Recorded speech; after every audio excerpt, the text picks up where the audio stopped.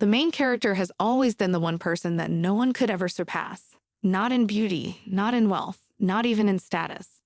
And of course, Marcia was the busiest person in the empire and attracted the most attention. And yet, she was never a woman who could fall asleep anywhere. But for some reason, she had been feeling very strange lately. Eventually, she did fall asleep, and the moment of her awakening came. She did not realize where she was, and also while her consciousness was coming to her, she did not realize when and where she had managed to fall asleep, and also did not realize why her body seemed quite heavy to her.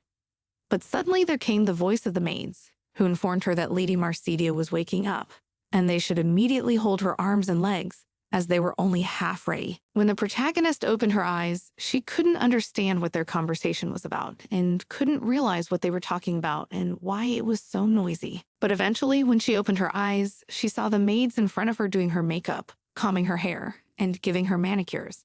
The protagonist behaved calmly and tried to realize what was happening. She ordered herself to calm down and began to recall the last memory she had before she fell into sleep, and realized that the last thing she had done was drink tea, so she assumed that in all likelihood something had been spiked in it. Then she remembered that the tea had been brought to her by a merchant she had been working with for a long time.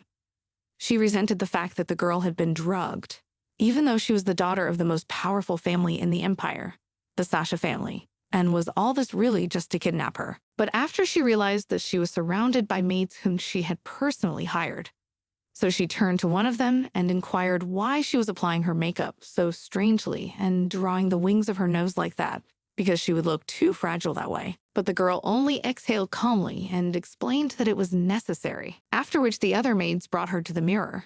When the protagonist looked at herself, she realized that she looked good, but thought that she and the outfit and makeup were not at all to her taste. But it is quite normal for her to come to the castle in such a way. Then she realized her hand to take a couple of pictures, but found that she didn't have her communicator on her hand. So she turned to the maids and asked where her magical communicator was. But they immediately started walking away pretending they hadn't heard her question. The main character was very unhappy, so she went to one of them directly and asked where they had put her magical communicators and what they were up to. And after that, she said that she absolutely did not like this makeup because it made her look like a doll, and asked what they had done with her clothes and why she looked so strange. The maid was just trying to convince the girl that she looked really beautiful. But the one who looked displeased informed herself that even if she looked beautiful, it didn't mean it was her taste, for she was wearing a white dress with lace, and it looked very much like a wedding dress her mother might have picked out. But suddenly it hit her, and she opened her eyes wide and looked at the servants around her. They had absolutely no reaction. It was as if they were trying to avoid her gaze. But suddenly one of them spoke up and awkwardly confirmed the girl's hunch that she was getting ready to get married. She was literally shocked. She was shaking with anger. The main character did not understand how her relatives dared to slip her such a trap. After all, she worked hard all her life and went very far. Then she rose abruptly from her seat. The maids explained in a panic that she must not move now, otherwise she might wrinkle or fall again. And besides, she was not wearing shoes. But the protagonist didn't care at all, so she lifted up the hem of her dress and walked away, thinking that now she wasn't walking on a wooden floor, but just a carpet, so she'd be all right even if she fell. But she was still very worried about the slight jiggling after the medicine she'd been given, and afterward began to ponder the fact that she had guessed more than once that her parents would think of something to marry her off, and then resolutely opened the curtains to see where she was. But to her horror, she found that she was facing an ocean from which she could not escape. She turned excitedly to the maid and was evidently displeased, so she asked her what was going on and inquired who the fool was whom she was marrying, and asked if he was on this ship. But the racing lady calmly explained that Miss Marcidieu should not speak in such a way about her fiancé and should be more careful in her language. But she was not pleased and asked why she should behave like that, for her fiancé had not even a drop of common sense. For if she had, he would never have married her, for she was Marcia Sasha, the most famous girl in the empire and the only daughter of the Sasha family. Her beauty amazed and attracted the eyes of everyone, but it wasn't her origin that made her famous. It was her attitude towards other people. She recalled her conversation with a young man. She looked him over unhappily and told him that if his gun in his pants wasn't big enough, he should have at least learned some techniques. He wasn't very good at either, so she wasn't going to go out with him. After what happened back at her house, the protagonist sat in her magic tablet and reflected on the fact that she had only told a guy about it because he acted as if he had done something great, although they had just slept together once. And then she thought that after that incident, the guy had run away abroad because he was called a man who is bad at everything. As a result, all the men who could not become the protagonist's mate were looking for more compliant girls. Any man's pride will be ruined forever as soon as they try to approach Mercedes. But she wasn't upset at all, because that's what she originally wanted to be. The protagonist was insanely disgusted to even look down the ugly street of the men who wanted to be with her. Eventually, she just turned around and started running away from the maids and yelled to them that it would be obvious that her fiancé was an unbelievable idiot who would say that he was not like all her previous men.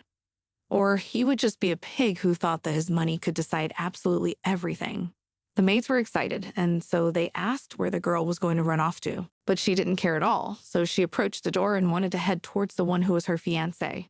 She didn't understand how some man dared to touch Mercedes Sasha herself, and promised that she would make him want to marry her forever. And the first thing she did was scream for the bastard who wanted to marry her. To her great surprise, a man appeared, who was clearly insanely displeased and looking at her with complete attention. The protagonist raised her worried gaze to him and didn't understand what this guy was doing here, but the man gave her a cold stare and asked what she meant.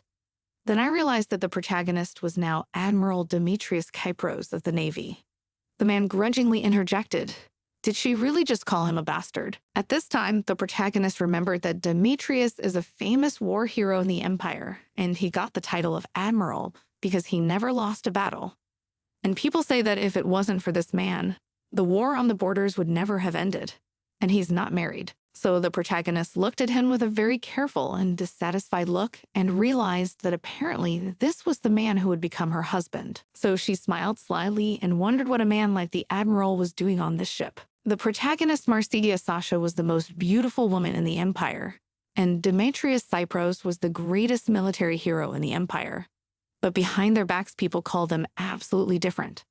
The protagonist was nicknamed the main bitch of the Empire, and the man in front of her was called the Empire's biggest asshole. The girl looked at him carefully and admitted to herself that she absolutely did not understand who had come up with such an idea for their marriage.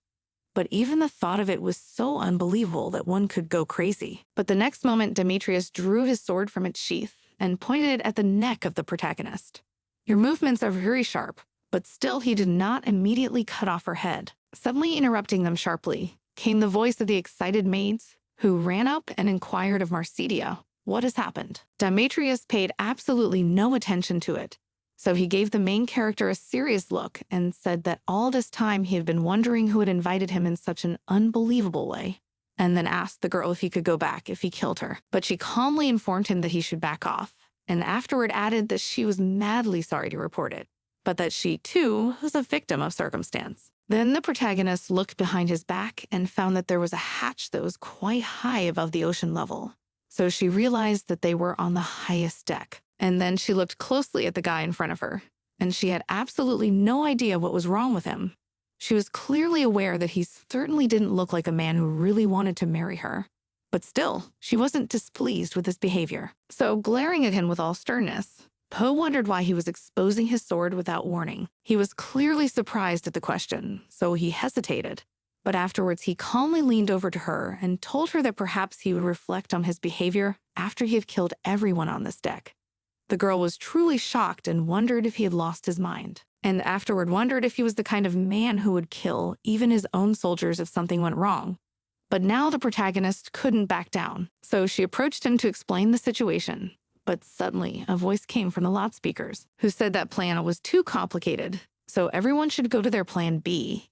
Then he said that all passengers on the ship should wear masks. At this point, gas was released throughout the ship. Demetrius immediately noticed it and realized it was soporific gas, and the protagonist was horrified and said that it was completely abnormal to conduct weddings this way. But before she knew it, she saw Demetrius running away, looking for a way out. She was outraged at the man's behavior and ended up running after him. The girl was horrified to find that the dress she was wearing was totally unsuitable for running. In the end, which was expected after a while, she did get tangled up in her dress and fell to the floor. She was very embarrassed about it, and so she hoped that no one saw her failure. But still, it did not go unnoticed by the young man, who turned on her and came closer. And the next moment, he had picked her up in his arms like a log and thrown her on his shoulder and was running on. In the end, when they stopped, they saw a huge magic circle in front of them, which was blocking the exit. When the protagonist was looking at it, she thought that this magic sign, as well as everything that is arranged on this ship, looks like it is possible to lock even a dragon here. At which time the man had already started coughing because he had inhaled too much sleeping gas. The protagonist began to scrutinize the sign and realized that the symbols on the door are exactly the same as on the magic mechanism that is in the magic tower. But on the ship, and specifically in this passage, was not enough space to destroy it with the sword while not catching them themselves. She was already on her knees, but she was still conscious. And then the main character started coughing loudly and realized she was choking. Demetrius also kept up with the girl and knelt down, still holding on to the wall with one hand, and found himself opposite the protagonist, and gave her a serious and insanely displeased look, telling her that it was such a foolish thing to marry a woman like her. But the girl was insanely indignant at such a thing and wondered if, in Demetrius's opinion, she was the person who wanted it. But the protagonist's eyes began to blur, and she realized she was probably starting to lose consciousness again. She absolutely did not understand what her parents were thinking, putting them to sleep, because in this case, the bride and groom will be in a complete blackout. The main character tried to keep herself awake, realizing that he cannot sleep, as something bad is bound to happen if she passes out. The next moment, she shifted her gaze to the man who was adjusting his collar to allow himself a better airflow. She was embarrassed to find that the young man was actually beginning to look insanely attractive, and wondered if she shouldn't have looked at him and wished she could capture his image, as his beauty was such that she would want to admire him afterwards. And Demetrius and Marcedia passed out at the same time and lay across from each other. Everything around them went dark, but the next moment the protagonist felt some unknown sound of wind, which was not typical for the ship. When she opened her eyes, she realized that this was the second time she woke up in such a stupid way after falling asleep. But to her great surprise, she found the starry night sky in front of her, so she jumped up sharply on the seat of C and started looking around her. Then she realized that she was in a rescue boat. Then she thought that although she was in a boat, she was not seasick, and therefore she was on the shore. As she looked at the space around her, she realized that she must be in the Empire, but she didn't see any of the guards. Then she realized that if this was the shore of the continent, but it didn't have one of the guards on it, it was most likely an island. She was very angry when she put it on, thinking that the man she had married had some manners. Then she began to reason that it was still daylight when she passed out, so it had taken a certain amount of time to get here. Then her gaze fixed on the supplies that had been kindly left for them. There were several boxes, as well as chests. The protagonist unhappily moved away from the things, realizing that they were probably supplies they had left behind to survive. And then she looked around, realizing that it was too quiet, so she was probably alone. Then rising from her seat, she looked around in front of her. She found that in front of her now there was only a forest, with which it was very dark. And because of this, the protagonist was insanely scared to go there. But suddenly she realized sharply that there must be at least something in those chests and boxes she found that she could use right now. But as soon as she opened one of the chests, she found a sealed envelope with a letter in it, and without thinking long, unfolded it. When I started reading it, it said that her parents had prepared a deserted honeymoon spot for them, and that as soon as they got the good news, they would immediately come to the place where they were to take them back, and said it was a summer house on the very edge of the map. The protagonist started laughing, but not because she was having fun. It was because the whole situation that had happened to her was crazy, and she thought her parents were completely insane. And then I realized that they wanted her to get pregnant on the honeymoon. When you realized it, you were just horrified and called your parents crazy. But the friend suddenly heard the voice of Demetrius, who said that he had no idea that the girl had such a sharp tongue. Marcedia abruptly calmed down and turned around, immediately seeing Demetrius in front of her, who reported that the girl felt quite comfortable with the situation. She threw a cloth over herself to keep warm and said that Demetrius should not care about her rude speech, as she could speak as she wished because there was no one else in this place but the two of them. The girl was madly displeased that the maid had put high heels on her and did not understand why they had done so. But Marcedia was a mad fashionista, so she realized that wearing simple shoes under such a dress was also unforgivable. But suddenly, unexpectedly, a young man held out his hand to her, offering his help to get away. The girl scrutinized him carefully, after which she cautiously inquired if the man wanted her to take his hand. The man remained silent for a while, not knowing how to react. But then he smiled strangely, saying that the girl had some semblance of self-esteem after all. Then he turned around and started to leave. The protagonist was insanely indignant at such behavior on the part of the young man and asked did he really think that she had no self-esteem. But he calmly said that he hoped that the girl understood in what position she found herself in, and afterward he gave her a cold and murderous look, informing her that it would not be at all difficult to break her frail neck with his bare hands. The protagonist was very displeased and inquired whether he dared to threaten her. And he looked at her calmly and said that his words directly contained a threat. So it is not surprising. All this time Demetrius addressed Marsidia, calling her simply a woman. But the one looked at him and informed him that she had a name and introduced herself. Whereupon she grudgingly said that she was neither a cow nor a pig nor any other animal. Therefore, he should not call her in that manner, and said that the man must surely know her name, and before she introduced herself. But finding his aloof look in horror, realized that such a jerk as he really does not know her. So awkwardly asked again, does he not read the news in aristocratic society, or does not use a magical messenger? He simply remained silent, and then the protagonist realized that most likely this man does not even have friends. But suddenly he spoke sharply and said that they should end the conversation and asked what the girl's intentions were for their wedding.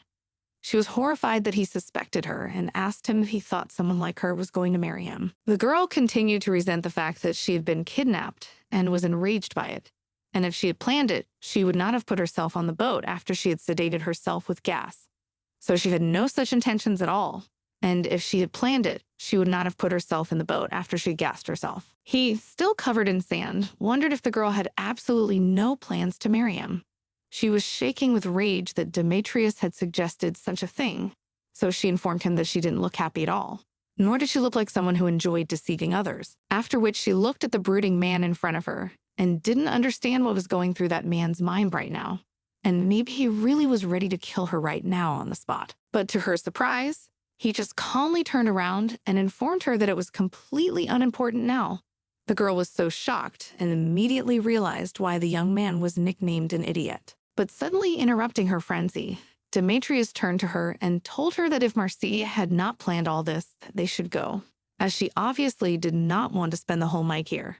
The girl was madly displeased, but she took off her shoes and followed him. He gave her an attentive look and then activated his communicator, followed by a message saying that there was absolutely no network here. The protagonist was displeased and wondered if all they had was the supplies they'd left on the boat. And they didn't even have any servants with them, so apparently the people who were lured in by all this don't even realize they're going to try to escape. But the man calmly informed them that it's insanely hard to escape. So apparently they're counting on Marsidia and Demetrius to make them happy before they run out of supplies, and apparently they're mistaking them for some kind of rabbits. The heroine didn't understand the results at first, but afterwards she remembered that her parents were planning to get her pregnant on their honeymoon. But in the end, she just thought that her parents were completely out of their minds. The next moment, Demetrius grabbed some sacks on his back and motioned for the girl to follow him as he could not get her to work like that. She followed him obediently, thinking that she would have made a fuss if the man had made her carry the luggage with him, for she was not at all fitted for such work. In the end, a picture of the house did not open in front of him, and the protagonist thought happily that at last there would be a comfortable bed in front of her, as well as the bathroom she'd been longing for, as well as magical artifacts for cleaning. But when she opened the door, she was horrified to see that the house was insanely neglected and everything looked like someone hadn't lived here in a very long time, and then screamed indignantly that someone dared to leave her in such conditions. Demetrius, listening to her perpetual grumbling, was tired of the constant noise, but still said nothing. The protagonist thought that the Empire started to develop various magical artifacts after surviving 2 large-scale wars, and now all people can't live without them. The magical artifacts were quite different for building houses and also for lighting, and there were even magical artifacts that were used to break toilets and latrines. The people of the Empire had adapted to their use and called themselves a civilized society, and they could no longer imagine their lives without such things. And Marsidia Sasha was the only daughter of Duke Isaac Sasha, the chief sage of the magical tower, so was at the heart of the magical civilization. But now she was stuck on the island, cut off from all civilization, and feeling insanely uncomfortable and gross about it. especially since she was stuck with a man as ignorant as Demetrius. Finally, he walked past her and wondered, is the girl really going to stand in one place and interfere with his work? But she's not happy asked, does the man think she should step on a wooden floor when she doesn't even know where it came from or what it's made of? To which the man said that the girl could just walk in wearing the same shoes that she had just thrown away. But Ta grudgingly squealed that she could not wear the same shoes inside and outside, whereupon they grudgingly realized that she seemed to have no choice at all and was left sitting there thinking about what she should do. In the end, a young man just walked past her, and the protagonist was outraged that he saw her standing there barefoot and just walked past her. She was outraged that she had to spend time with such an arrogant young man. She looked at him unhappily and wondered if he was going to get away so easily. And then she thought that she had to keep everything under control. So she turned to him unhappily and wondered if he was just going to leave her here too. But he started to run, and Marcia was shocked at how fast this young man could run, and she doubted that he was an ordinary man with such physical abilities. But after grudgingly looking around the house and realizing that she had no other choice and thinking that this was really very outrageous, because normally her maids would have already lined up to greet her. Also, she would have received a high-class treatment for her skin by professionals and changed into a nightgown prepared by her personal maid. She smiled and realized that all the maids must have cooperated with the wedding organizers, and that must be why they were all there. She began to plan her revenge against those maids, but finally she went to see the house. The protagonist realized that although it was dirty and old, the interior was not that bad. In the end, after 30 minutes of walking around the house from head to toe, she felt sufficiently tired because she had not moved so much on the stairs before, and thought that the paintings and sculptures were quite authentic. It would be nice if she could study them and touch them in the future. But it was the interior of the house that seemed the strangest to her. The girl was shocked, but admired the man's strength enough to think that he really was a monster, and when she turned around, she saw a tired, out-of-breath Demetrius in front of her. Then Demetrius began to warm up in order to prevent his muscles from swelling after such a strain. And the protagonist noticed that his body looked quite amazing. And if she had posted it on the magical Instagram or Facebook, the pictures would have gathered a huge number of views and admiring messages and comments.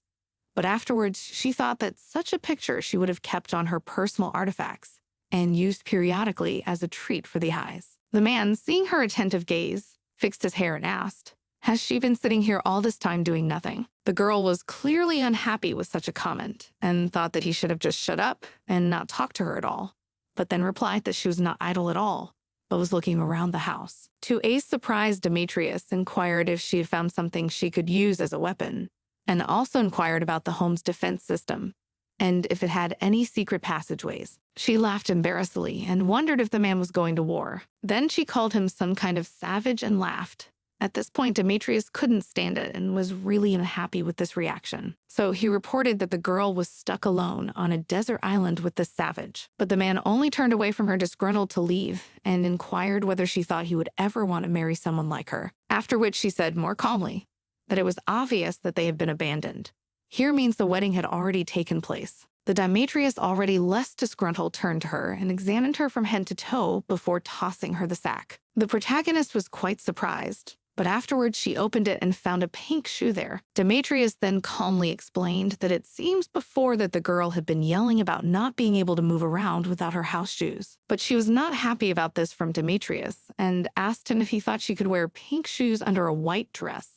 He was madly indignant at the girl's comment that such shoes were not in fashion now and was very angry, not understanding how he could tolerate this girl for a long time. When they had already settled down a bit, the protagonist turned to Demetrius and said that this house had been built with an improved open interior structure, and she didn't understand from what era the builders had managed to dig up such a trend.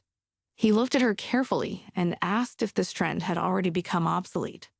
Then the girl calmly explained that it looked like it had been built about 3 years ago. But he calmly refuted her again over his head, informed her that this house had been built less than 6 months ago, and inquired if there was anything here could match the modern style. To which the protagonist calmly explained that there was absolutely nothing here. And that was very strange, because if someone buys a deserted island and builds a house of this size, they would never use designs from 3 years ago. Then she said that maybe the people who had closed them in had other reasons besides their forced marriage and childbirth. Demetrius calmly exhaled and explained that given how vulnerable the mansion's defensive structure was, he didn't think it would be wise. But in any case, they had been kidnapped and locked up here after all. The next moment, he abruptly went upwards. The protagonist was madly surprised, so she went after him. But when they got near the room, they heard some scent, and the girl thought that perhaps it was again the scent of soporific gas. But when the door opened abruptly, she realized it wasn't the soporific gas at all, but the scent of roses scattered on their heart-shaped bed. Demetrius and Marcedia stood there in shock and realized that it seemed that nothing could surprise them at all from now on. The next moment, Demetrius slammed the door unhappily, rather sharply, and then ran downstairs. The girl looked at him and asked him to wait. Then she asked him where his clothes were. Then she was not satisfied to be told that if he could find her pink slippers, there must be other clothes nearby. But the next moment, the man, tired of her perpetual screaming, grabbed her arm, whereupon he informed her that the girl had chosen a pretty good position and apparently thought that he would let her live just because he couldn't kill her now. But the protagonist smiled and looked at their crossed fingers and wondered if that meant that Demetrius was actually keeping her alive just because he wanted to hold her hand. But the man was clearly unhappy with this reaction and looked at her nervously, immediately unhooked their hands, and then began to shake off his hand. And the protagonist stood behind his back, watching all this, and began to get angry and asked how he dared to shake off his hand after he held her hand. But with a disgruntled look at her, the Demetrius informed her that he really didn't understand why he had left her alive all this time. But the protagonist calmly looked at him and told him that her death would be the greatest loss to the world. But he calmly wondered if the war could end with her beauty. But the girl calmly fixed her hair and informed her that no one knows how it will be, but most likely the war will bow to its knees just by seeing her. The protagonist was outraged by this behavior, so she grabbed the man by the face with both hands and turned his head to herself and asked if there was anyone more beautiful than her among the people he'd ever seen. And he looked at her incredulously and then told her that there was such a person. The protagonist started shaking him and resenting him, asking who it was and where he met a woman who was prettier than her and how much prettier she was, but calmly explained that women like Marcedia were not at all his type. The latter, hearing such displeasure, said that it must be very unlucky for the man who was his type, and inquired what the woman who would be more beautiful than she was looked like. Then he described that she was a small, slender, elegant, reserved, and modest woman, with short snow-white hair and shining eyes. The protagonist only grudgingly remarked that his words sounded exactly like a description of a woman from the 10th century and wondered if he wanted to go back in time to meet her. But the man calmly and mockingly informed him that a woman like Marcedia could never be like the woman he liked, and even if she were reborn. And Marcedia would have been outraged by such comments from a man, and then grudgingly asked if he was a pedophile. Then calmly explained that his look around while he was talking about his ideal type, especially when I said small, confirms it. And if the girl is so small, it means it's still a child. But he indignantly said that he had seen this girl when he was still quite young. And afterward, he thought puzzledly of the fact that he was having this conversation with Marcedia without realizing it himself. So some time passed, and finally, the young people chose the rooms of their preference. Demetrius chose the room opposite the stairs and Marcedia the one next to the bathroom. Somehow they both had several reasons for choosing these rooms, but the main reason was that they never wanted to sleep next to each other. Finally, lying on the bed, the protagonist thought about the fact that everything was going well until she got hungry, because she still hadn't eaten since she got here, and all she had time to eat was a cup of medicinal herbal drink when she was still on the ship. So in this state, even a walk on the beach feels like hard work. But the protagonist was surprised that her stomach was still not rumbling, although afterward thought that her stomach cannot rumble, as this cannot happen to Marcedia Sacted herself, and then remarked that if that sound was coming from her stomach, it would sound kind of cute. Then she rose from her seat and looked at herself in the mirror and found that she looked fine, so she felt much better and decided to go to the man's room to offer him something to eat. When she was near him, she wondered how she should address him, and whether she should call him by his name. She turned away from the door, shocked, and then screamed at Demetrius, wondering what he was doing and why he was trying to kill her. The girl was clearly outraged and asked why he thought it was a normal reaction to hear noises outside his door, but he should explain himself, and he should have explained himself. but he calmly explained that it was a normal reaction if there was an assassin or another enemy at the door. Marcedia was outraged and thought that the man in front of her was probably crazy, and wondered where his brain was when he thought that there could be someone else on a deserted island besides them. But he calmly informed her that from the sound of the footsteps, he supposed it might be her, but that he had done so anyway. And then, not letting her continue to be indignant, he asked her why she'd come. The girl looked up at him and wondered if he had dinner before, after which she wondered if that wasn't at all what she'd originally meant to say, since she'd never even set foot in the kitchen and thought he might have cooked something. But afterwards, not understanding why she came to him at all, she shouted that she didn't care at all whether he starved to death or not, so he should take care of himself. The man grudgingly informed her that she was being dramatic. So the main character put on an apron and a special outfit for cooking and went to the kitchen and thought that there are still a lot of ways in the world that can make her Marcedia Sasha even more perfect. This meant one thing. The main character knew absolutely nothing about cooking. Then she said that it would be easy to cook something because she would just light a fire and the dish would somehow cook itself. Finally, putting the pan on the stove, she remembered that cooking shows were insanely popular on Magical YouTube. So she'd been watching them a lot lately and was confident that she could make at least some soup, since she watched the show so many times. Eventually, she started doing everything according to the recipe and remembered that the recipe seemed to say that after frying the ingredients in oil, you should pour in some water and boil it. She started pouring everything in and praised herself for being the smartest and best planner, as expected. But when she added the water, it started to fizzle and exploded. At this moment, Demetrius at the last moment managed to draw the girl away from the scene of the explosion and frightenedly enclosed her in his arms and pulled her away from the frying pan, which almost hurt her. He called the girl crazy, and she in turn felt rather awkward and embarrassed in his arms and didn't know how to behave. And then she shifted her gaze to the man, who inquired, was she trying to kill herself in such a ridiculous way? But she was shocked enough at such an assumption to inform him that Demetrius had wanted to kill her yesterday anyway, so he should be so concerned. He sighed unhappily, after which looked in her face and informed her that he himself was wondering why he was so concerned about her, after which let go and asked the girl to stand where she was standing and not move from her spot, calling her a kitchen pest. Eventually, after a while, Demetrius cooked an insanely delicious seafood dish.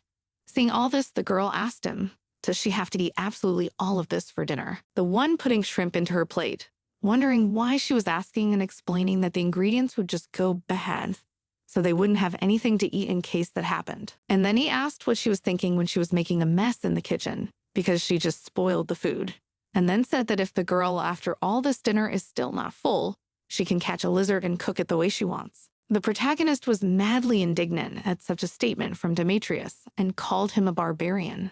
But Demetrius calmly called the girl in response to the kitchen pests, after which he set her up with some delicious smoky grilled shrimp and wondered why she was looking at this food like that and maybe he had cooked something she couldn't eat. She awkwardly informed me that it wasn't that at all, and then asked me how to eat it, referring to the shrimp. The man was madly surprised at this, but sat down and peeled a shrimp for her, telling her that not being able to peel shrimp was truly pathetic, and even if he hadn't killed her himself, she would have died in 3 days. The protagonist was madly happy that he had agreed to help her, at which time he handed her a shrimp to pass into her hands, but she ate it right out of his hands and thanked him. While the girl was chewing the shrimp, Demetrius was indignant and asked what she wanted by such behavior. But Marcedia looked at him unhappily and asked why Demetrius cared what she was doing, because earlier he had told her that he was not interested in her because she was not his type. The next moment, he moved closer to her to remove what she had plastered on her face, and informed her that even if the girl wasn't his type, it didn't mean he wouldn't do anything to her. She smiled slyly at him, and afterward I ran my finger across his chest and said that was an insanely scary statement. Demetrius was embarrassed by this and was about to say something to the girl, but he couldn't find the right words. The best option was to keep peeling the shrimp.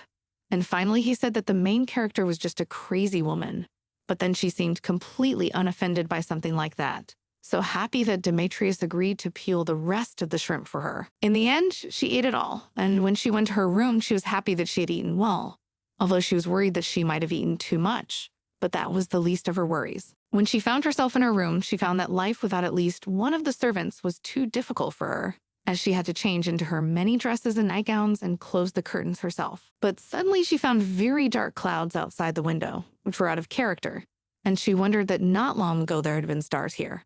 whereupon she reflected that such weather was unreasonably depressing, but eventually decided to go to bed thinking that she needed to get out of this island as soon as possible. But first, she needed some sleep, so she should think about that later. In the end, it rained heavily, and the protagonist woke up to the water rushing down on her. Then she was frightened to find that her ceiling was gone, and so she immediately ran to the other rooms to find the ceiling. After getting out of the room, she realized that she needed to head to the first floor, for there must be a place to hide. But then she noticed to her horror that the wall had suddenly decided to fall, and so their house served as a great place to get a good soaking. She looked at him carefully and wondered if they had raincoats or umbrellas, but he sensibly enough pointed out that they probably didn't have any in this place. The protagonist was horrified to notice that even the bathroom ceiling had been blown off, and Demetrius remarked indignantly that such a place was absolutely unfit for living. Eventually, they went in search of a dry place, and the protagonist grudgingly remarked that apparently there was only one room left that they hadn't entered yet. But he said he didn't want to go in there at all. Then the protagonist grabbed him by the hair and grudgingly informed him that she couldn't get wet because of some rain. But Demetrius calmly explained that recently she had tried to die by fire, and then informed him that such rain was absolutely usual for soldiers. But the protagonist restlessly informed that she was not a soldier at all, but a noble lady, and with a more serious, calm face, she explained that she was a fragile girl and her clothes were too thin. But afterwards, she realized that she had made a huge mistake, as there was no need to draw his attention to her clothes in such a situation. After all, she had completely covered his body and looked quite indecent. And then looking at her from head to toe, Demetrius at once began to take off his military uniform, and Marcedia, looking at him, thought what she would have to do if this man really tried to do something indecent to her. The next moment he came closer to her, and the protagonist looked at him carefully, not understanding what she should do, but knew that it was worth at least trying to escape in this case. And afterward she shrank hard and thought about the fact that she had never met a man so handsome before. But despite that, all the rumors about him were just awful. So she couldn't know about his preferences, and maybe they were strange enough. But she tried to convince herself that such a handsome man, with such an attractive body, couldn't be bad. But the next moment, he just calmly put the cape over her. The protagonist felt quite embarrassed at the realization that he wasn't going to do anything bad to her. The next moment, he calmly told the girl to follow him and called her a doggy. She blushed even more and did not understand why she was reacting to him like that. When they passed the room, they saw that the bed was protected by a magical barrier and was completely dry. Then Demetrius said, disgruntled, that the water barrier only extended over the bed, and it seemed absurd enough. And Marcedia added unhappily that she couldn't even believe it. And apparently those who had planned it all had no limit to their cunning. Then she realized that the storm must have been created by meteorological magic as well. If so, only one man in the Empire could have done such a thing, the great sage Isaac Sasha, her father. Then remembering her father, the protagonist hoped that he was stuck on another confusing error in a new theory. And then she thought that she hated her father for such antics. And Demetrius thought that as soon as he got out of this place, he would deal with the mastermind of it all. As a result, the protagonist and Demetrius ended up on the same bed. But they sat on opposite sides, and the girl thought that if you look carefully at all the furniture, it looks quite high quality. And it's funny enough that in the mansion, as if the canopies, curtains, or something else, everything is made of the best materials. Demetrius suddenly threw something on the floor, which frightened the girl very much. She indignantly looked at the broken vase and said that he had frightened her very much and wondered why he had done it. But the man calmly explained that he needed to make sure the barrier didn't lock them inside.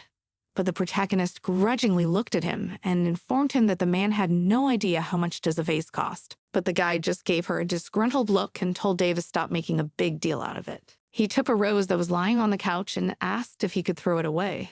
But without waiting for an answer, he threw it away. In the end, she managed to fly through and hit the closet, and the protagonist unhappily hit him with a pillow and told him that he should not so test this barrier and so treat the things that were here.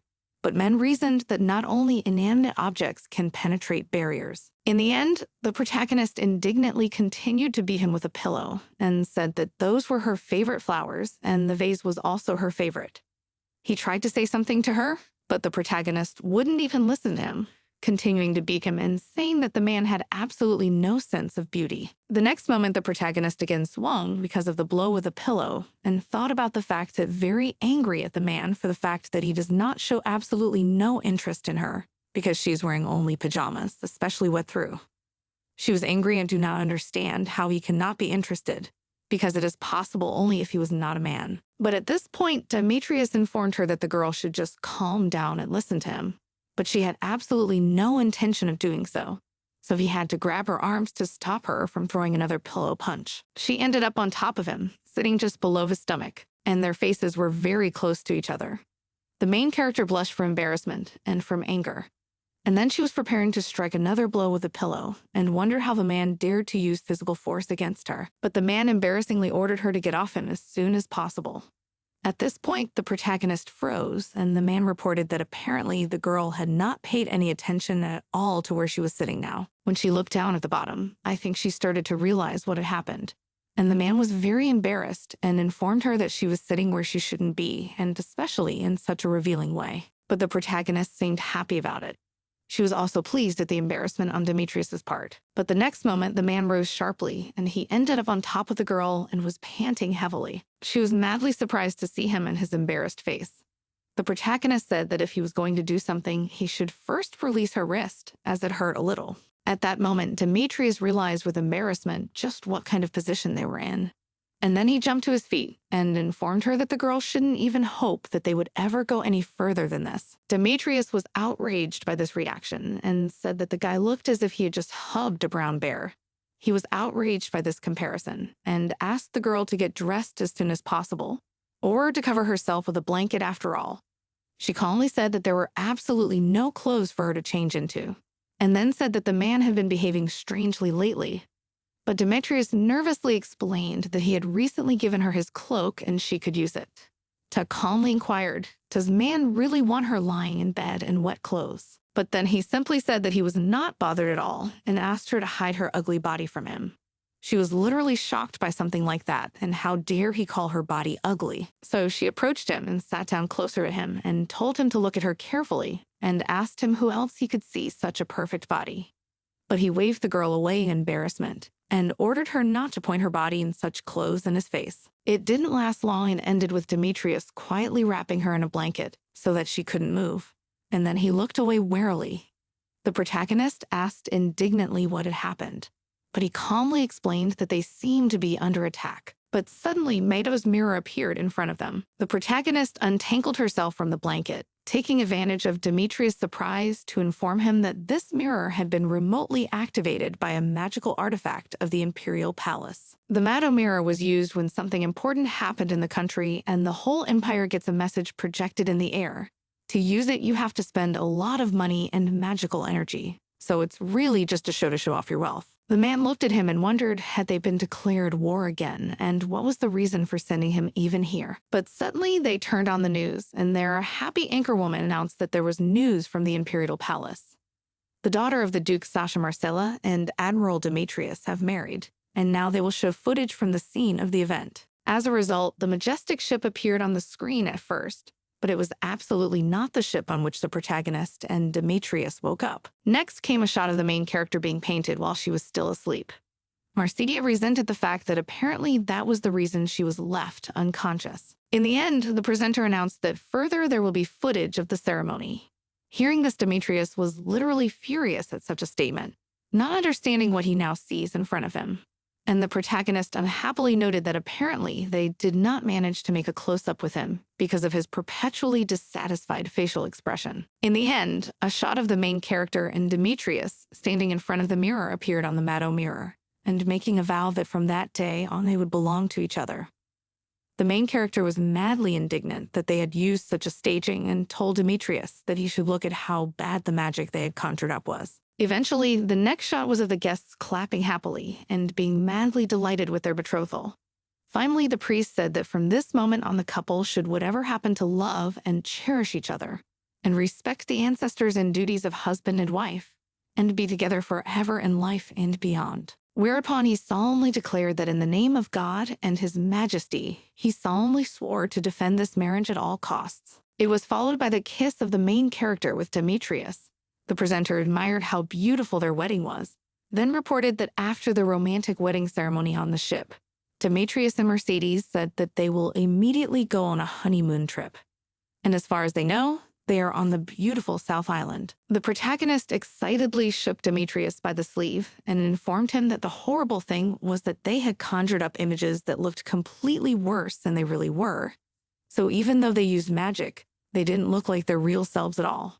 So no one's going to believe it. But suddenly she froze at the realization that apparently everyone actually believed it. Then she let go of his sleeve and informed him that the wedding papers had already been signed. Demetrius immediately realized what she was referring to, so he informed her that it would be obvious since they had sent the video here using Mad's mirror. Then Marcedia excitedly thought about the fact that if the wedding was approved by the royal family, then to get a divorce would again need their permission, which would be very difficult to get.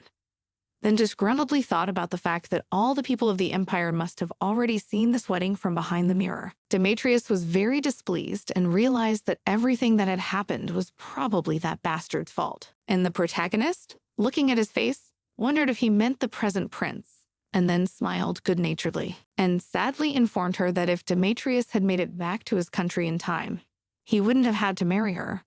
But he didn't respond to that. And when he looked all around, as well as at the heavy downpour, he realized that it seemed they would have to sleep here. And Marcedia, with a sort of strange smile, asked if Demetrius should go and sleep elsewhere. Then she said with a bored look that he might do something strange, pretending it was one of his sleeping habits, or he might confuse her with someone else, or he might talk in his sleep, or he might jump on her in the middle of the night, as he had just recently. Dima had literally nothing to say, so he awkwardly asked, does the girl want him to hug her or something? But then she calmly inquired, is there anything he cannot do? After all, he is now her husband. Speaking of this, the protagonist behaved quite calmly. But Demetrius covered his face with his hands and cursed quietly. But this did not go unnoticed by the protagonist. So she angrily approached him and wondered if he had just decided to cuss about it. Then wondered if he thought he was the only one who was really annoyed by the situation. And then almost crying said that she hates the fact that she had to marry someone like him. And she is not going to sleep with him. And as soon as they get back, she is going to file for divorce, since this wedding was illegal in the first place.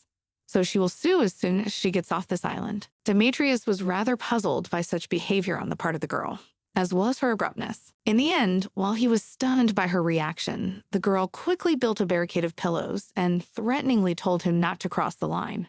But he sensibly noticed that the girl had made her side wider, so he wanted to move the pillows to make 2 equal parts. But she shouted that he should not cross the line in any way. He was outraged at the girl's behavior, so he snatched up the blanket and said that he would accept all the terms, but in return, he would take what he could cover himself with. The protagonist was outraged by his behavior, but she forced herself to calm down and exhaled. And then she thought about the fact that she had never even thought about getting married in her whole life. And now she couldn't imagine that such an unpleasant situation would ever happen. And all the while, Demetrius was awake. And so he thought that no matter how beautiful the girl was, her pompousness and her craziness is what he can't stand about women. But as soon as he saw her sobbing quietly, he realized that they were alike in some way. Then he sharply recalled his childhood memories, when he found a little girl and asked her why she was crying. But to his surprise, she told him that no one loved her and no one needed her. Then he looked at her earnestly and informed her that, if that was indeed the case, he would love her and only her forever from then on. The crying girl looked at him excitedly, not understanding why he would say something like that. Thinking back on this situation, Demetrius realized that he and his lover were supposed to get married when they grew up. But in the end, the wedding never happened. But the next moment, I was brought out of my musings by a spinning girl in the bed who was shivering. The man looked at her worriedly and realized that she was probably cold, as the girl looked insanely fragile right now. So he gently adjusted her blanket, and then thought that maybe because he had spent too much time with such a crazy girl, he was starting to do strange things. But eventually, Demetrius calmed down, giving Marcedia both blankets, and just lay there, watching from the sidelines. But suddenly, he'd abruptly felt someone's presence and thought that they were being attacked. Then he stood up abruptly, realizing that most likely their opponent was not dangerous as he was acting too recklessly, so he would be able to overpower him quickly. But the next moment I realized that it was just a girl who had risen abruptly from her seat. The man was quite surprised at this, as he had previously thought that the girl was asleep, and began to look closely at her face to see if she was crying now. But she acted calm enough. Then Demetrius wondered why he even bothered with her, since there was still the possibility that this woman was a spy or an assassin disguised as Marcedia. so one had to be careful. But eventually, the girl pulled a device out of nowhere.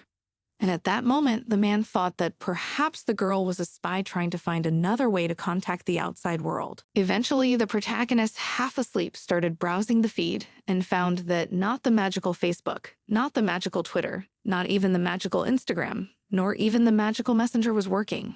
And she had absolutely no idea how she was supposed to entertain herself, since she couldn't even upload the photos she wanted. Demetrius was really shocked to see that even in this situation, all the girl thought about was how to amuse herself. Eventually, she woke up and she morning and sleepily looked around her place to find that she was all alone on her bed. And then she looked around unhappily, wondering where Demetrius had gotten to. But she ended up fixing her hair and was shocked to find that it was completely damaged and broken. She immediately remembered how she had taken meticulous care of her hair earlier and how everyone had complimented her on it, because she could used all the magic and care available to her and had managed to grow it that long without damaging a single strand. Then she realized that she got wet in the rain and went to bed without even drying her hair, and she was probably crazy to do that.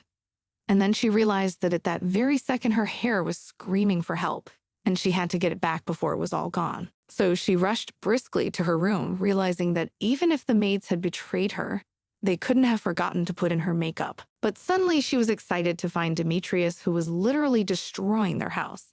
He calmly explained that he was not destroying the house into pieces, just looking for magical artifacts. The protagonist noticed that she did not even have time to say anything to him. But anyway, she moved closer to the wall and looked at the microcircuits. She wondered if he had torn this whole wall apart just to see what was behind it.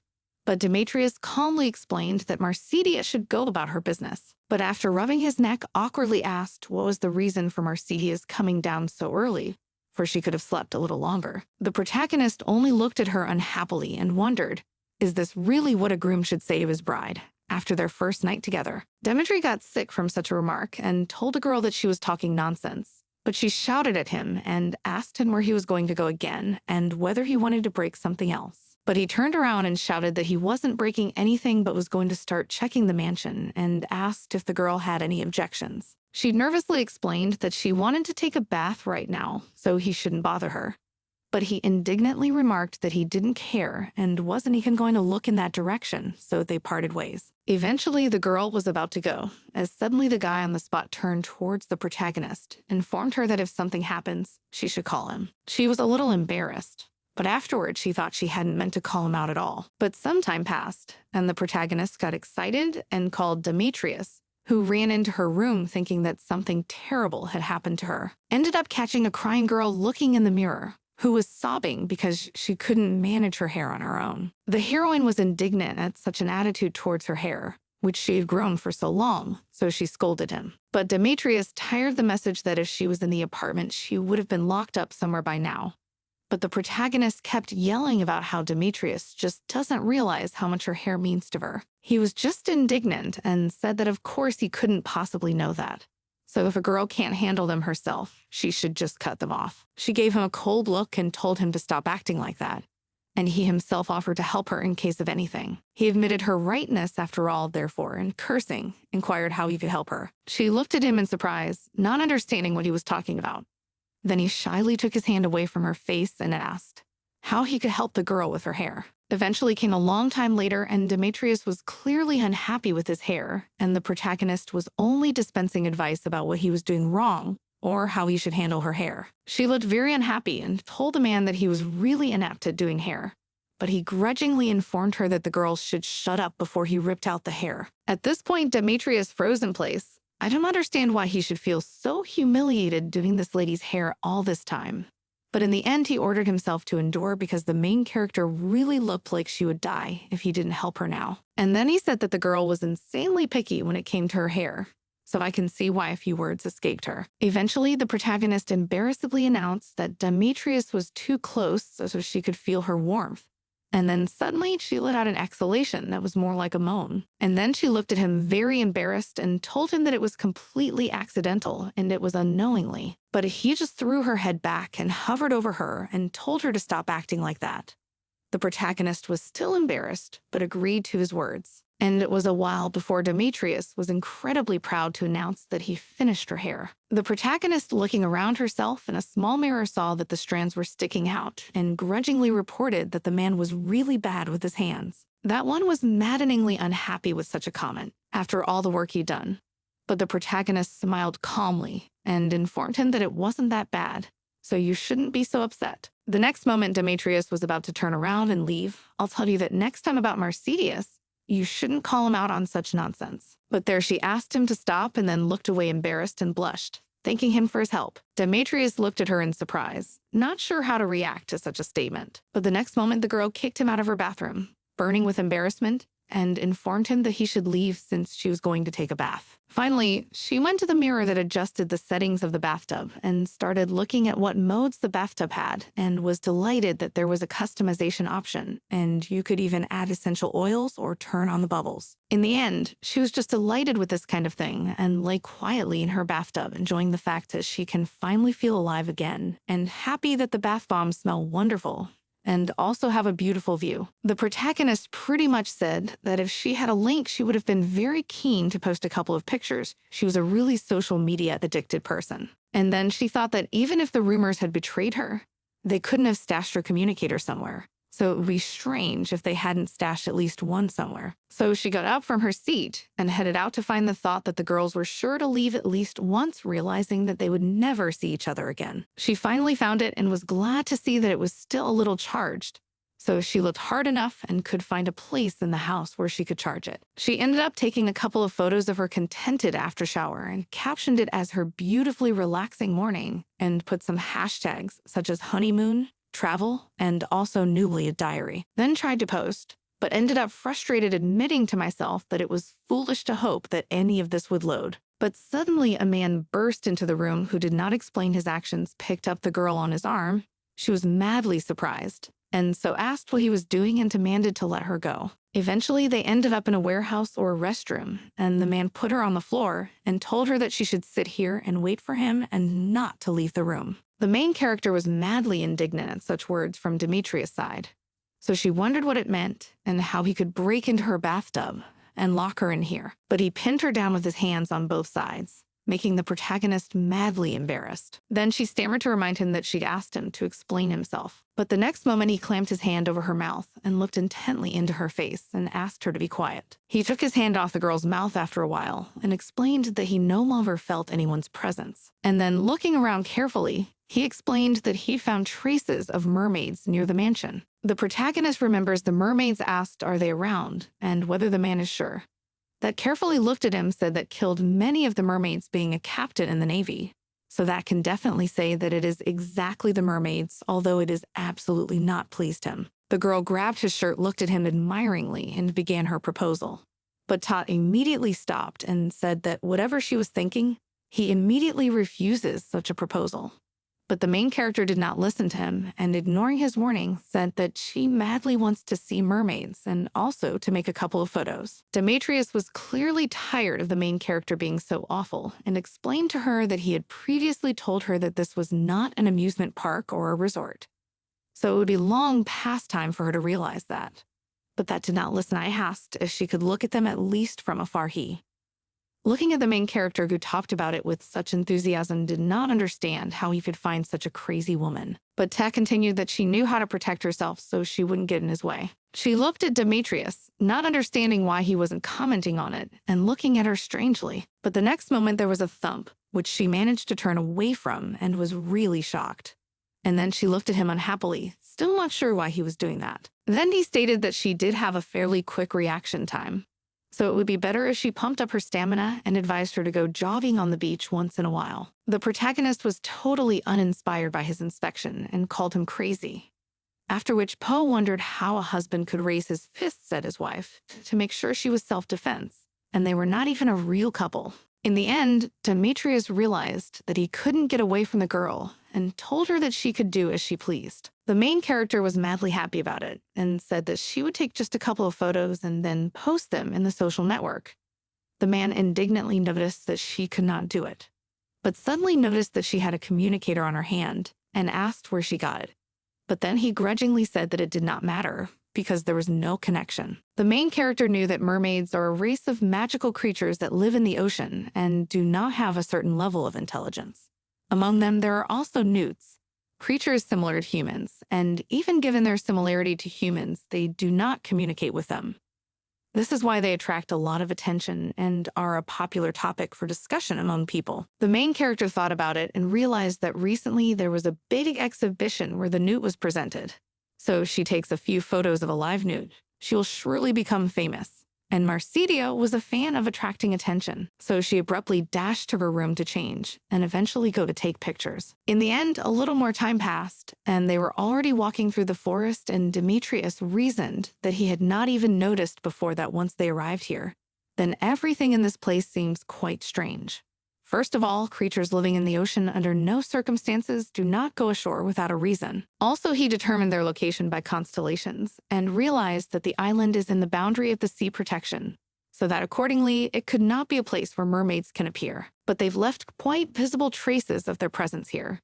So either they're stupid or careless, but the reason could be something else entirely. It could be a warning from them. The protagonist followed him admiringly and looked at Demetrius and asked him if he was sure that mermaids were here. But he calmly explained that he did not understand how the girl had the courage to follow him here and asked if she wanted to die young. Looking out into his face, the girl informed him that if the mermaid showed up while Demetrius was somewhere far away, it would become much more of a problem. He remained silent, realizing it was a sensible enough idea. But eventually his attention was drawn to a tree broken in half, and then he abruptly stopped the girl who had hitherto been hurrying him in search of the mermaids, for she was very anxious to see them. He stopped her and asked her to get down and told her to stay where she was.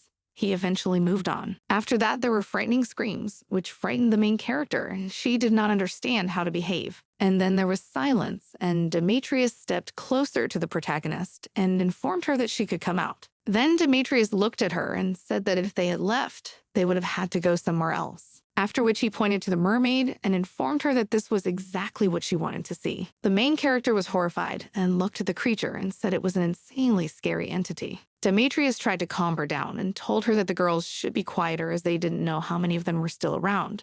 But there she was still staring at the mermaid's face and saying how ugly the creature was. But Mermaid grudgingly remarked that the girl shouldn't have said it twice, since it was obvious the first time. Such comments of the girl were reacted to by Demetrius, who grudgingly asked the protagonist how she had imagined mermaids before.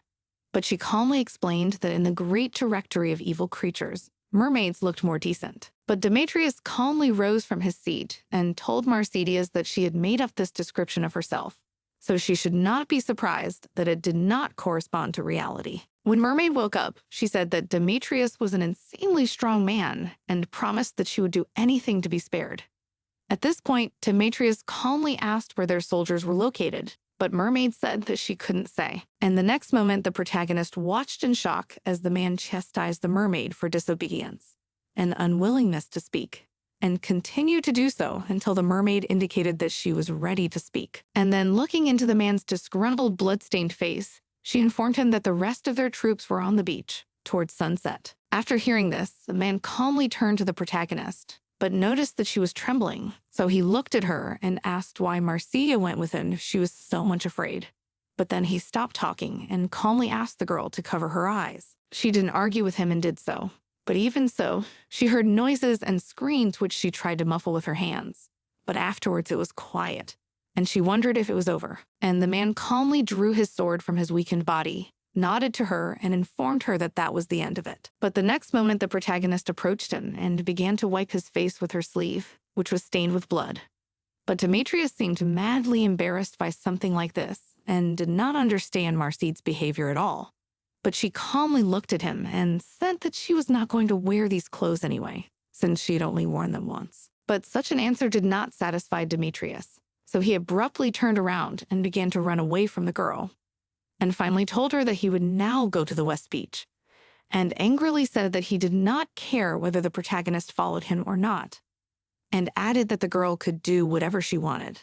And the girl was only disgruntled and angrily watching him, and asked why he had such a terrible attitude toward her, even after she helped him, and ordered him to wait. Eventually came a little more time, and finding himself on the beach, Demetrius began the battle. But overpowering all these mermaids was too easy. which surprised the young man immensely, because he knew that in battle, mermaids are usually very aggressive, and they attack from afar, and they ride giant four-legged monsters, and the ones he had just defeated were kind of small, and they didn't have any monsters with them. So grabbing one of them and turning to the Russell, the man said that he was probably the leader of the squad, and asked how they had this information. But the Russell only excitedly said that the information about the location was given to them by a man. Then, looking into his fierce face, Demetrius said that there was information that there was a man right now on the island and a woman, and they were just the two of them. But the mermaid didn't know who the man was, and they were tricked, so they came. Whereupon the monster began to beg to be spared. But of course, it did not follow, and then the protagonist, with awkwardness, looked at him and asked, was it really necessary to take this Ruzel's life? But Demetrius, calmly hiding his sword in the scabbard, said that if he left this Ruzel alive, he would definitely go to the main forces, and returned with reinforcements. Then, looking at the main character, asked if she had heard the main point of his words. She stated that he must be referring to the information about the speaker. Demetrius confirmed her speculation, and after a harsh stare into the distance, he stated that contacting mermaids is usually not easy, but apparently they had someone who could do that. But considering how well Demetrius knew mermaids, he realized that it was more complicated than that, and it was unlikely that just one person was involved in such an attack. When Marsidia heard about it, she was displeased to say that, judging from his words, they had absolutely no clues and should definitely get off this island as soon as possible. But the guy only grudgingly inquired, did the protagonist have any plans for this? Because she spoke as if something like this was too easy. But the girl, looking at his smug, smiling face, said that as an option they could certainly make a child, but immediately began to deny such words, and admitted that they in any case remains only to get out of this island somehow. After all, she did not want to be dragged into this adventure.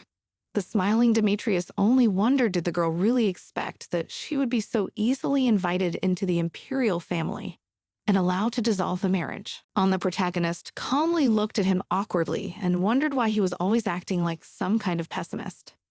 After all, they can think of another way to dissolve this marriage. For example, to report that it was concluded with political interference. But Demetrius only noticed that the girl was insanely easy to think about it, especially since her family, along with the imperial family, had worked on this plan. And the main character could not object to such words, because she realized that Demetrius was absolutely right.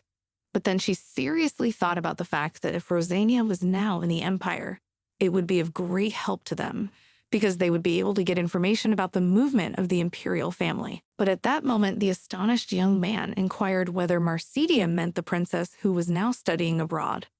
The girl calmly informed him that it was indeed so, and the girl was her friend. She knew that Demetrius knew the princess well, but did not know her, and she realized that Demetrius was not the sort of person who was very talkative in social circles. But she ordered herself to forget about it, as she was not supposed to care. But after walking a little further, she wondered why the Great Directory of Evil Creatures described mermaids that way. After all, they'd only inflated human expectations. But the guy calmly informed her that the description wasn't far from the truth. After all, they had fishtails and didn't come to the surface very often. And then went on to tell Marsidia that she should stop thinking such nonsense and go back before it got dark. If the patrol found out that they'd lost contact with their unit, their main force would send more troops. The protagonist did not respond to his remark and simply followed the young man in silence, scrutinizing him. Then she asked where Demetrius had left all their luggage, but he calmly informed her that they were in the backyard and asked her why. But the protagonist calmly informed him that all her nighties were soaked from the rain because of the recent incident, so she needed new ones. Then she wondered if Demetrius wanted to look through her underwear to find her nightgowns. But then she wondered if Demetrius really didn't want to see them. After all, he was her husband now, so someday she was bound to show up in them. But it seemed like that only made him madly angry. But at the next moment, the protagonist screamed because her feet were stuck in the sand. And at the last second, she was grabbed by a young man who looked at her unhappily and seemed madly frightened and said that the girl was really only trouble. And she only wondered, did he really have eyes in the back of his head? Otherwise, how could he notice that she was falling? But he only smiled and wondered if Marsidia thought he was some kind of monster. Then he lowered him to the ground, making sure that she was stable, and said that if she continued to say such stupid things, he would just carry her like a sack. But the protagonist looked at his face and said that she would not mind sitting in his arms because she was so tired and would not be angry if Demetrius carried her. In the end, when they came to their house, they immediately went to the backyard where there was luggage. And the protagonist, unhappily looking around at everything that was lying there, stated that there was really nothing there. And Demetrius only asked what the protagonist expected. And then she said in all seriousness that she thought she'd find a letter she hadn't noticed before, or maybe some more notes, or at least a lotion to keep her beautiful. But the girl noticed that in the middle of the drawers there was a rather dirty and tattered letter. She asked Demetrius to give it to her, but only that the girl was able to do it herself. At that moment, she was madly angry and asked Demetrius if he really wanted her to touch something so dirty and wet from the rain. But when Demetrius realized that it was useless to argue with her, he simply told her to forget about it. He finally handed her the letter, and when the girl started to print it out, she noticed that it had the stamp her mother used to use. And a worried Demetrius, watching her crumple the letter, wondered what it said. But the protagonist smiled calmly and said that there was nothing important, or rather nothing that could help them get off the island, but then said that she had an idea, and asked if they would be sent more supplies if they stopped running. But Demetrius only grudgingly said that they would surely send more supplies, but only if they produced the child they so badly wanted. When Marcia heard this, she turned away immediately and admitted her mistake. But after thinking about it, I realized that the condition of this summer house meant that not many people lived here, so they couldn't know for sure, and maybe someone would come to check on things, and then they could leave. Then they both laughed and realized that in this case, they could finally see in the faces of those who dared to close them here. And Demetrius, agreeing with the protagonist, said that it was the best thing he had heard from her during their time together. At which point the protagonist sadly lowered her head, thinking that she would have to do something about this absurd wedding. Though she admitted that Demetrius was indeed the best of the men who'd ever proposed to her, but she just didn't know how she could spend every day with him. And she dreamed that if she ever got married, her wedding would have fancy decorations and powerful guests, and a wedding so lavish that it would be immortalized in the history of the empire. And she'll be in the world's most beautiful wedding dress, and she'll be with the man she'll give her love to. But in the end, the main character's fantasy was distracted by the fact that she just couldn't picture her husband's face, but she didn't seem to dwell on her failure too much. So she smiled and said that everything would be possible for them as soon as they could get off this island. Then she added that they didn't know when they would see the mermaids again anyway, and they had already wandered around quite a lot in the last 2 days. But then she was distracted from the main thought of her reasoning and smiled and turned to Demetrius and asked him what he planned to cook for dinner. And the man looked at her unhappily and asked when he became responsible for cooking. But after remembering all that the protagonist did in the kitchen, agreed, and said that steamed fish would be just fine. But the protagonist unhappily thought about it and said that she would definitely not want to eat fish today, as she still had memories of carcasses of mermaids in her head. Demetrius looked her over calmly, only to reflect that they had absolutely nothing but fish and couldn't eat foods that were now protected by magic. And at this point, the protagonist only awkwardly and sadly said that in this case, she would just miss her dinner. But looking at Sasha's face, Demetrius said that he would reconsider the dinner menu and perhaps still come up with something. And then the protagonist literally in a second changed her face and glowed and asked if she could really count on tonight's dinner. Then she decided to be cheeky and asked if Demetrius could cook something else instead of fish tomorrow too. But in the end, to her great surprise, she received an approving answer, which the girl was overjoyed about, and literally sparkled with happiness. And the guy only awkwardly thought about the fact that he felt as if the woman had been deceiving him in a sly way ever since they had been on the island. As a result, the next day, Demetrius and Marcia went to the forest to search it and find some clues, and then the protagonist was not happy and said that she seemed to have stepped on a beetle. But Demetrius noticed that there were literally hundreds and thousands of different beetles, and the girl was at fault as she decided to go outside. But Marcia didn't give up and wondered if they had been walking for too long and if they should take a break. And then the man looked at the view from the top of the mountain and said that they had indeed come quite a long way. And the protagonist, who had also joined in, said that since it was so far away, it would be a good idea to cast tracking charms for a large radius. Then she remembered what had happened about an hour ago when the girl had complained at breakfast that they had been on this island for about 2 weeks now, and added more grudgingly that it had been some time since she had opened all the magical boundaries of this house. But it was as if there were magical artifacts here. but there was nothing to monitor them in the house from a great distance, and therefore there was nothing here to check her pregnancy. Demetrius looked at the girl seriously and wondered if she was implying that there was another place where they could watch them. But the heroine was not sure about that either, so she thought that maybe there was nothing like this place to begin with, and maybe someone would just come to pick them up after a while. And then the man looked around and asked if Marcia wanted to explore the area. And when he got her affirmative answer, he promised that when she was done with breakfast, he'd take her for a walk with him. But the protagonist only awkwardly announced that she didn't really have much of an appetite today. But at that moment, she got a stern look from Demetrius and his admonition that if the girl went uphill while eating so little, she would die halfway through, and he didn't want any more trouble. So he handed her a flask filled with water. She looked at it in surprise and wondered if he had decided to take care of her. It was amazing to see him do something like that.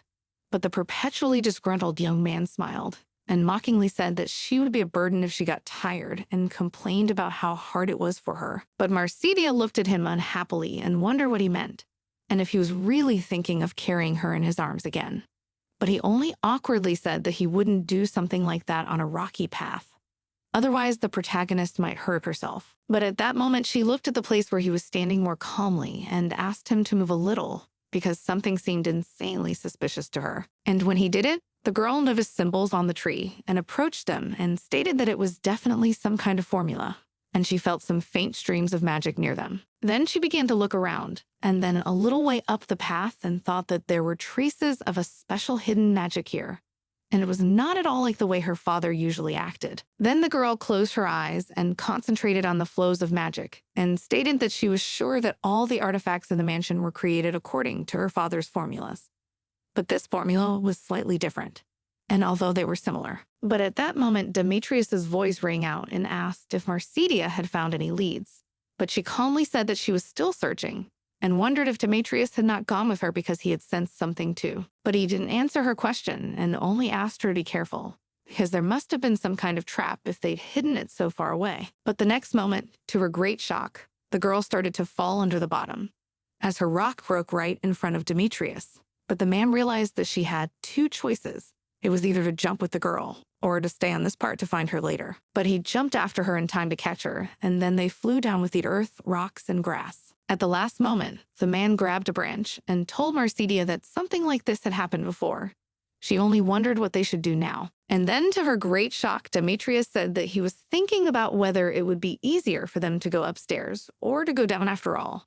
But she only shouted excitedly that it was really stupid to jump into the river. Her laundry still hadn't had time to dry from the last wash. But Demetrius, madly surprised by this comment, said calmly that now was not the time to worry about such things. And after looking down at the turbulent river, he said that it would be really stupid to go back, and he thought that there should be no traps down there. But Marcia calmly explained that she didn't like both options, and she didn't understand how many more times she should get wet while on the island. After all, she had already gotten wet countless times. But in the next moment, they were abruptly silent when they noticed the familiar silhouettes that were watching them. And then Demetrius scrutinized those who had come to them and said that they were definitely not mountain beasts, and there were several of them. And then, scrutinizing the protagonist and pressing her closer to him, he let go of the branch, and then they flew down. At the last moment, the man managed to activate a protective barrier that would prevent them from getting hurt, so they could land gently in the water. Eventually, a little downstream, they surfaced, and the men wringing out their soaked shirts watched Marcia and see if she was okay. But the girl seemed much more concerned about her broken communicator than the fact that she might have gotten hurt. So she was unhappy trying to fix it and said that this communicator was supposed to be waterproof. But apparently there was a mistake in the aura. But then she looked at him more seriously and asked him not to even think of reprimanding her for her clumsiness, for he was also the man who had fallen into the trap. But Demetrius, only grudgingly fixing his wet hair upwards, admitted that it was indeed his fault. And then the protagonist, looking at him, said that no one knew that this place would contain a trap that could break the ground. After all, the formula itself didn't look insanely complicated. Then she awkwardly added that if the formula was that big, there should have been another one in the center, given its structure. But as it turned out, the activation radius was really huge, so it was silly to go looking around in the center. But at that moment, to her great surprise, Demetrius complimented her and told her that he suspected that the girl was much smarter than she had seen from the start. and she was not at all what had been rumored about her. And the protagonist calmly looked at him and asked why he was telling her this. But Demetrius calmly looked at her and said that he just wanted to state it as a fact and wondered if Marsidia wanted to hear anything else from him. And the protagonist calmly looked at him and said that she expected to hear something about her being well-read or an apology for the man's earlier misjudgment of her. But Demetrius looked at her calmly and wondered if she thought it was so strange that a girl who was the daughter of the most powerful mage could understand engineering and technical magic. And the protagonist only awkwardly informed that it was absolutely not important. But now she felt really idiotic. Then looking carefully at Demetrius in front of her, she stated that this guy was really rude and ignored other people's words. And so Marsidia didn't understand what he was really thinking. But then she thought that maybe he was just a little bit nice. But the next thing she knew, he grabbed her bag and said he had to make a fire. And that's when the protagonist realized that she was completely wrong about him.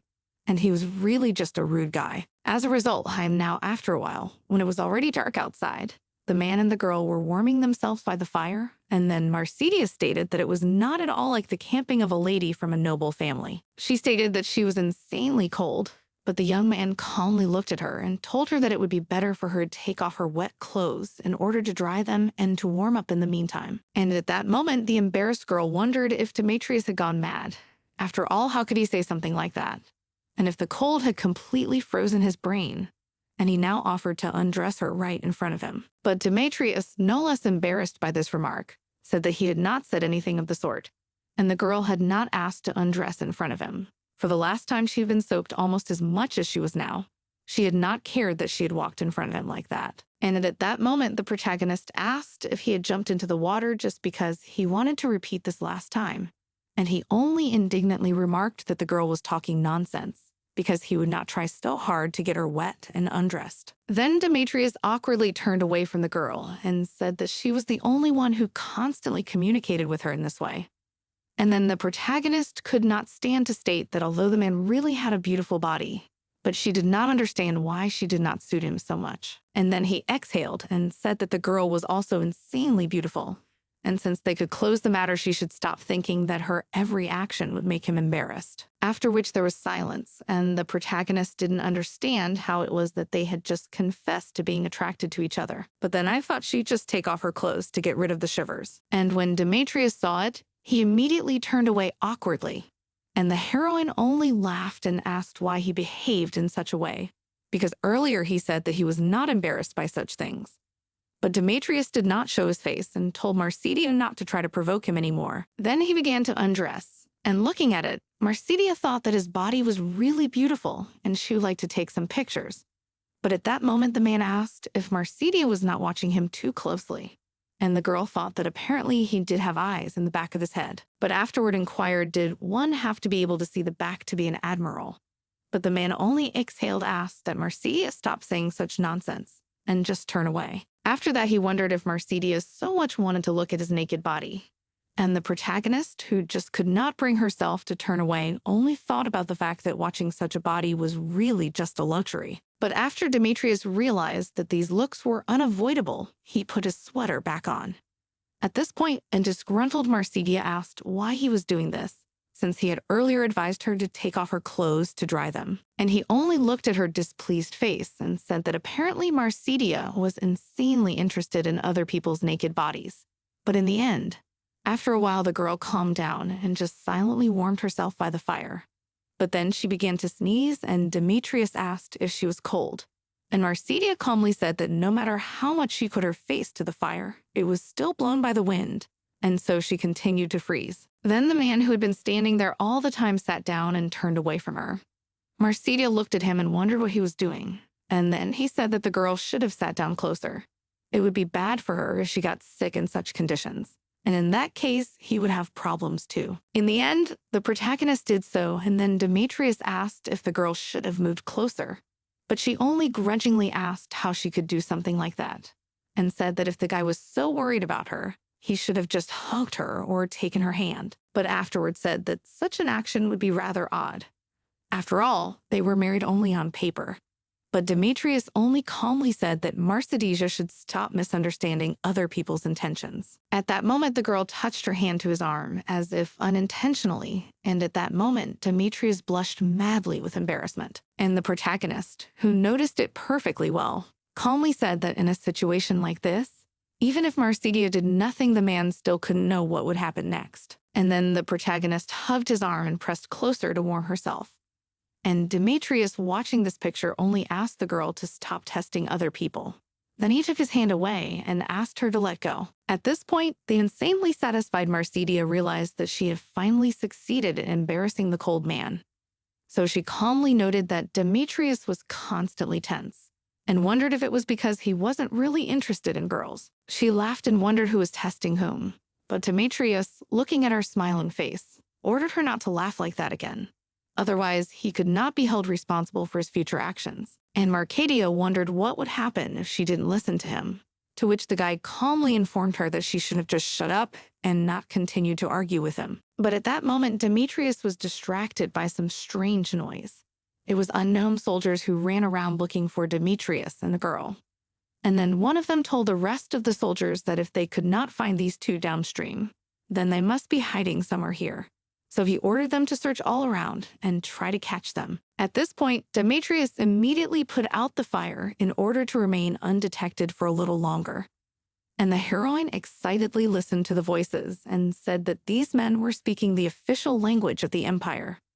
Demetrius agreed with her and admitted that if the purpose of these men was to get them out of here, they wouldn't be so armed. Then the heroine smiled and thought that these people were not her guests, because she had created the image of a man far removed from politics.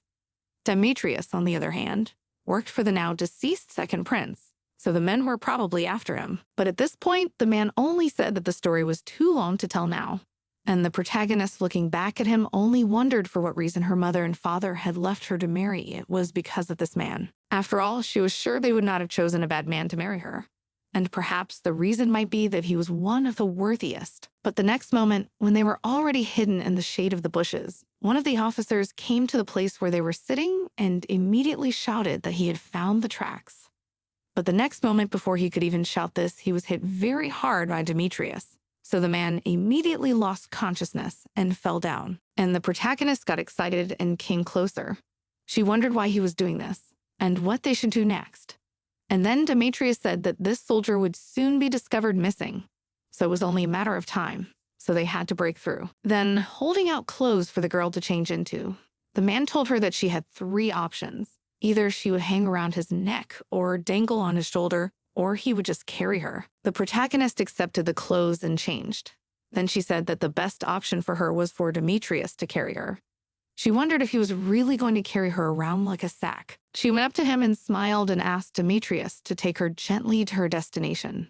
But the man was as serious as possible and only said that she had to hold on as tightly as possible if she didn't want to fall. But the next moment, as soon as they ran, they were immediately spotted by a whole horde of soldiers who attacked them along with an army of mermaids. And then sharply a man shouted that the soldiers should have captured them and was ordered to make sure that they were both dead. The protagonist, only excitedly looking at all this picture, asked Demetrius when these people had time to sign a peace treaty with the mermaids. And then she noticed the ship behind them and wondered if they should just grab that ship to get out of here. Then the commander of the soldiers shouted and ordered them to finally attack Demetrius, then informed them that the deputy admiral had promised a generous reward for their killing. Demetrius looked at them fiercely and thought about the fact that the deputy admiral was involved in all of this, because he always wondered who betrayed him. Then he lowered the protagonist to the ground and told the girl that they would get to the ship in a second. He promised the attackers that he would defeat them and break past their formation in just one dash. His face looked so intimidating that no one even had any doubts. A little later, the sailors who were on the other ship and watching the sea saw through a telescope that another ship was moving towards them. It was insanely battered and looked like it had been through a serious battle. And then a worried man looking through a telescope stated that it seemed that this ship was requesting support after losing a major battle. And so he said that they could not delay such an urgent message, they had to report it to the captain. Then the man turned to the sailor and said that they had to hoist the sails and prepare to sail. But the sailor said they got a message from a rescue ship, and the message said to stop that ship right now. And he added that the identification code on the seabird said it was the Admiral. The man only ran excitedly to the deck and wondered, did the sailor mean to say that by Admiral he meant exactly Admiral Demetrius? Then realized that he needed to urgently contact the lieutenant to explain the situation. But when the lieutenant picked up the phone, he grudgingly said he didn't allow personal calls and asked what was wrong. And then the agitated man said that the target of the lieutenant's earlier statement was a bit strange, and it seemed to be Admiral Demetrius rather than the enemy. But the lieutenant only said that he had warned earlier that the man was an enemy and a spy who only pretended to be an admiral, and ordered him killed. Then said they were to attack with cannons now, because if Admiral Demetrius returns, he will not let any of those responsible live. Then he added that all these orders were given by the Crown Prince, and if the ship's captain didn't want to die now, he should have gone straight to the attack. At this time, after Demetrius left a message for the other ship, he turned to the heroine and told her that they had to leave here immediately and that they would be attacked as soon as they got out. And the girls only looked at him in surprise and wondered what he meant. And then Demetrius said that when he gave her a sign, she must grasp him firmly by the neck. And since in that case he could only use one of his hands, the girl had to hold on with all her might, and inquired whether she could do so. But the protagonist only thoughtfully asked if she could just wait in this place while he fights with everyone.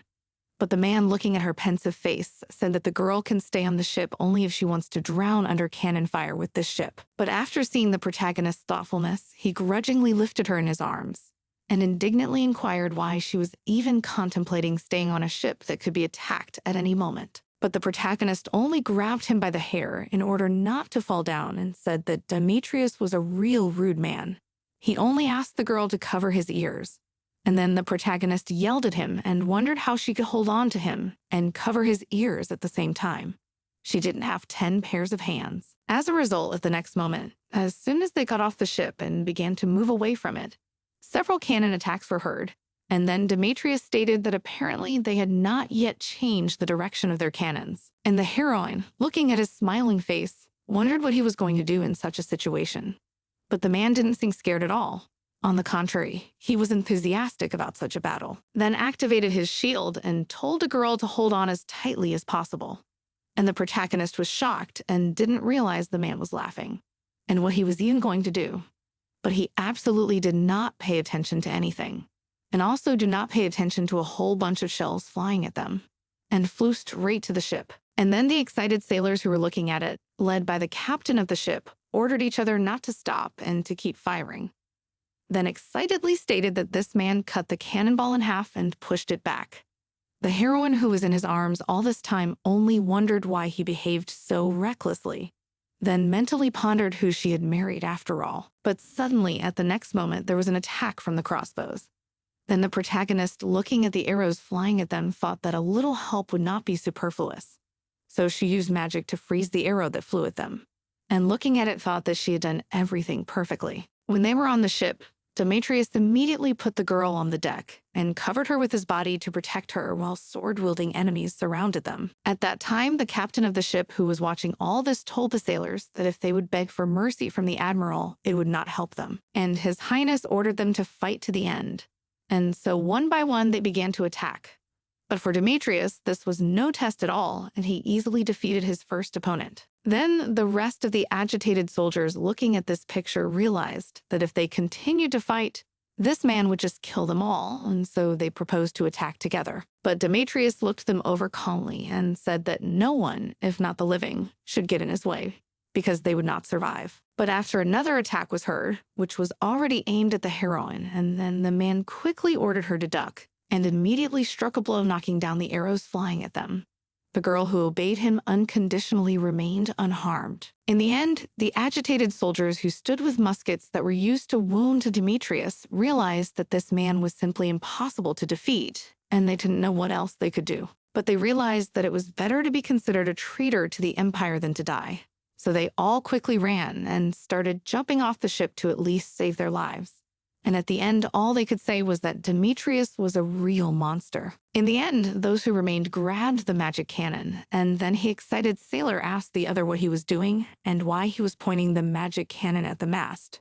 But he calmly explained that otherwise they could not exactly deal with such a monster. This did not go unnoticed by the young man, who threw the protagonist away from himself at the last moment and ordered her to hide somewhere as soon as possible so that she would not get hurt. Then there was a huge explosion that turned the whole ship to ash.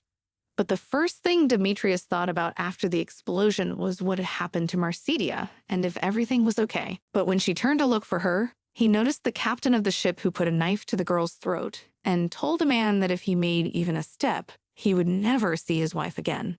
And the protagonist was absolutely not scared and thought that apparently this man did not realize that he had contacted the wrong person. But it seems that Demetrius did not like this treatment and was literally burning with rage and ready to kill the whole world at this very second.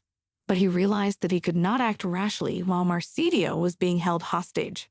After which Demetrius said that he would be sure to give this person the most painful death possible. And the protagonist only smiled and wondered if her husband was really worried about her, and calmly reported that the man who held her hostage was really stupid, and wondered if her husband would be able to deal with everyone else afterwards. At first, Demetrius was just excitedly silent, not understanding why the protagonist behaved in such a way.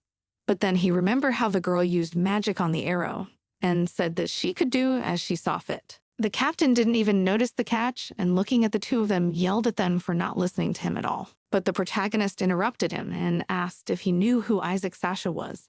He only asked excitedly what she meant. But at that moment, Marcedia smiled and said that her ice magic was stronger than the man's. But then he cried out in pain and didn't understand why he couldn't feel his hand anymore. And the main character only smilingly said that if this man stood even closer to her, she would freeze his whole body. So he was insanely lucky, and then she, with a smile on her face, directed a stream of magic at him that froze the rest of his body. And Demetrius, who was watching, just thought that Marcedia was not to be feared. In the end, a couple minutes after the protagonist finished with her magic, the whole ship was submerged in the frozen ground, and even the water around it froze. Then the girl only smiled and said that she felt quite well and much fresher than before. And Demetrius, that calmly observed all this, reported that to save the ship, they had to ask for help from another squadron. But at that time, the second seabird ship that was watching all this immediately noticed that the whole ship and the water around it was frozen, so they immediately realized that their ship would be next and turned around to retreat. And watching all this, Marcedia got excited and wondered if they were really going to run away. And when she got an affirmative answer from Demetrius, she said that they had to think of something urgently, as that ship was their only way to get to the kingdom, as that ship was useless now. But at that moment, the man pressed the girl against him, causing embarrassment on her face, thinking that the threat of the second military detachment had been eliminated. So he needed to pick up his wife from the front line and take her to some safe place, and then he'll catch them anytime he wants. So this plan must work somehow. But afterwards, he realized that this position was not suitable for him. He needed a plan that would definitely work in this situation. He had to take revenge. But then they noticed a huge buildup of magic, and then the protagonist excitedly reported that it was a first-class defensive shield, and if they came any closer, the ship would be destroyed. As a result, in the next moment, the ship that sailed in front of them and was rapidly fleeing was indeed completely destroyed. And Demetrius instinctively pressed the girl close to him to protect her. And the trap was designed so that if they left the area with the Marines, they could get rid of both the target and the transport in one go, leaving no trace. Then he scrutinized the area where the ship had been destroyed and said that they had to find a way around the shield. But Marcedia calmly explained that such a shield only works once. When the man heard this, he wondered if Marcedia could also use spatial magic. But she calmly said that she doesn't use it, but she's seen it before, so she knows the structure. And there was a time when her father and uncle researched this kind of magic.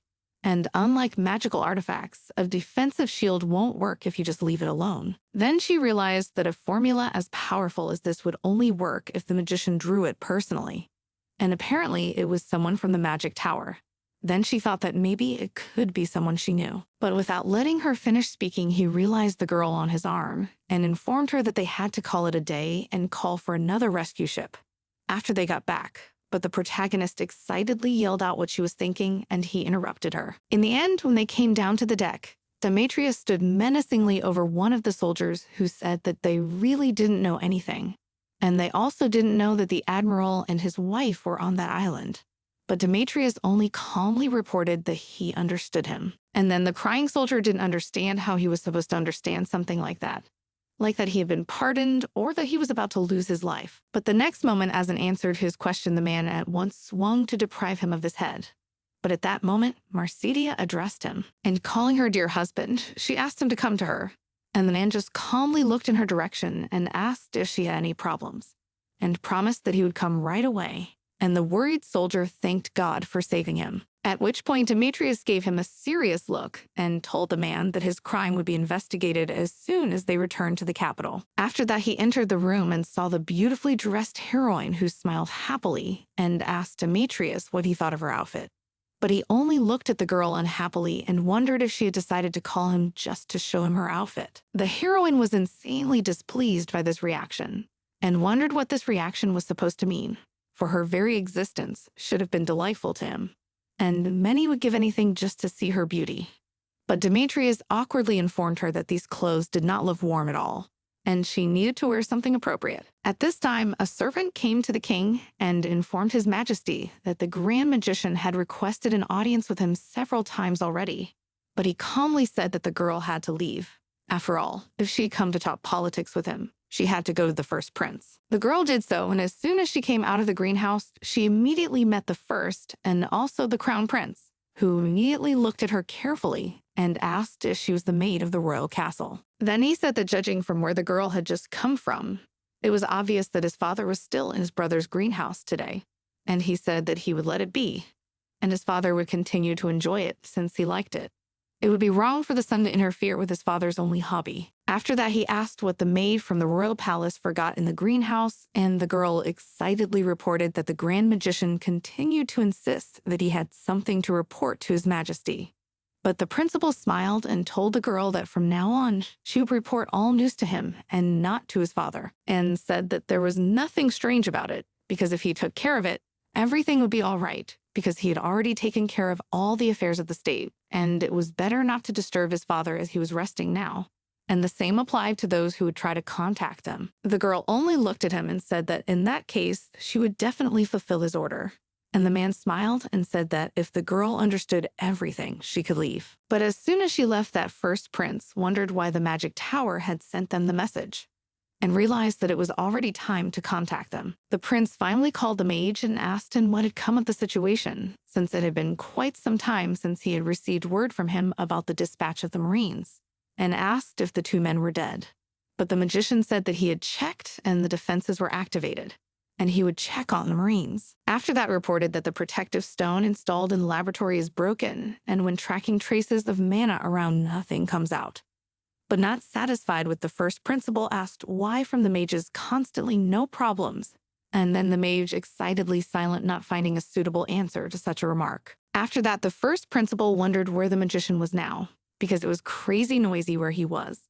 And apparently he was not in the magic tower now, but the man said that he was in the square opposite the magic frame. But then there was interference, and before the connection went dead, the magician said the protagonist had returned. At this time, the girl looking at the sea around her asked Demetrius if this was the sea they could cross.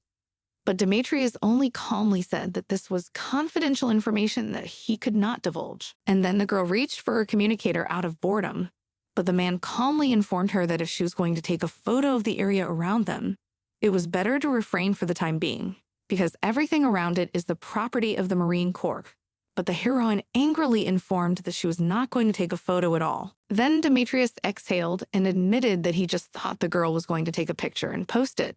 But she only looked at him unhappily and wondered why she couldn't show her fun and carefree life. And the man only asked, did he really like it on that island? But the protagonist is only dissatisfied, reported that she could not tell her subscribers that she was forced to marry and then thrown on that horrible island. And if she's going to show off, everything should look gorgeous, and no matter what the cost. And why her newly husband was the way he was. And the place they were going to was not a new house or a resort town for newlyweds, but a naval headquarters. But at that moment, Demetrius inquired whether the girl had really posted nothing, but she calmly reported that she had really done nothing of the sort. But the next moment, there was the sound of alerts coming in, and the man calmly looked at her hand and said that it sounded like a communicator alert.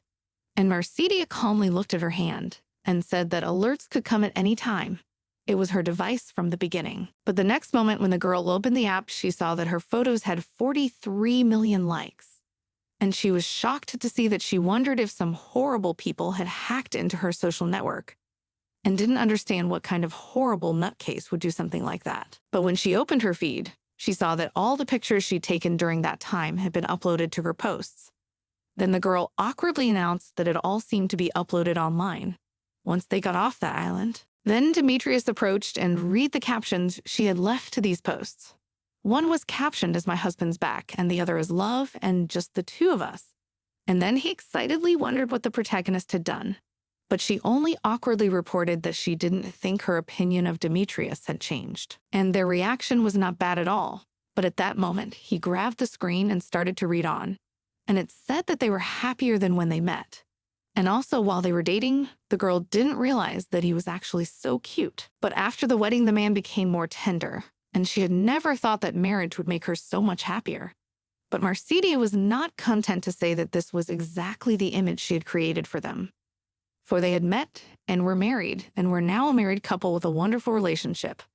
But Demetrius only looked at me unhappily and said that it looked as if they had advertised their return from the island. At this point, Marcedia said more calmly that they needed to add more positivity to the situation because it was the announcement of their retaliation. At which point the first principal was also looking at her on social media and laughed from the fact that everything looks as if these two really came back from their honeymoon and wondered did they really fall in love. After which he admitted that he had always guessed that Sasha had terrible taste and that's why the girl rejected him. Then he remembered how they first met when the man approached the heroine, extended his hand, and asked if she would not refuse him the opportunity to dance with her. The protagonist smiled happily and told the man that he had to wait his turn like everyone else. And then the aristocrats immediately began whispering around the man that Marcedia had behaved in such a manner, even with the prince. And then they started talking about how, when you think about it, the first principal was obviously lacking something compared to the second Prince Edward. And so the guy wasn't up to Lady Marcedia's standards. Then the disgruntled prince started thinking about Demetrius, who was a war hero for stopping the rebellion on the borders, as well as the only one who guards the peace in the empire. But he literally laughed at such talk about this man. Demetrius was just a common soldier without a title. He was recruited by the second prince. And just because Demetrius won a couple of battles, he and the second prince jeopardized the first prince's position, whereupon it dawned on him that Demetrius was nothing more than a foreigner's barbarian, of murky origin.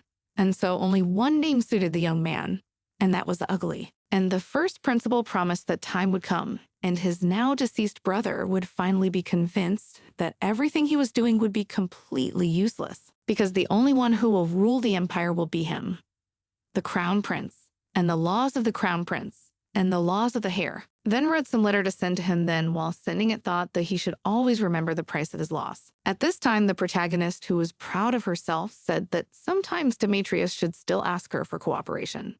But the disgruntled young man only inquired why he should do something like that, and Marcedia calmly explained that they should look like a happily married couple. But Demetrius awkwardly said that he didn't think the main reason for the whole operation was their wedding.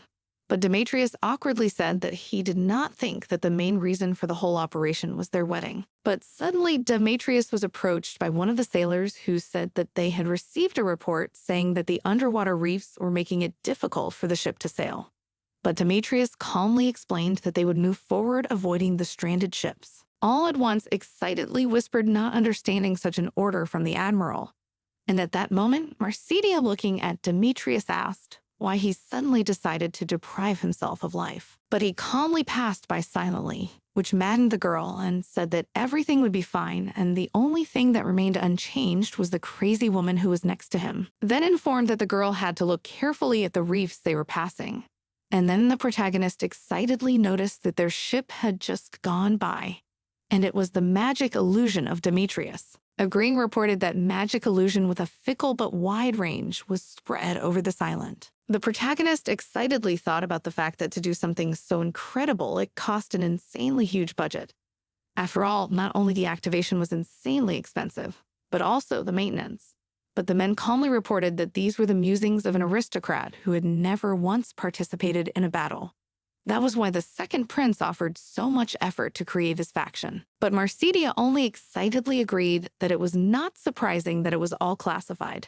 After all, there was a huge amount of money for such support, and such a sum would have been enough to create 10 orphanages, which would have been run by their princess. After which the girl wondered that she still couldn't understand the reason why the girl had so suddenly decided to go abroad.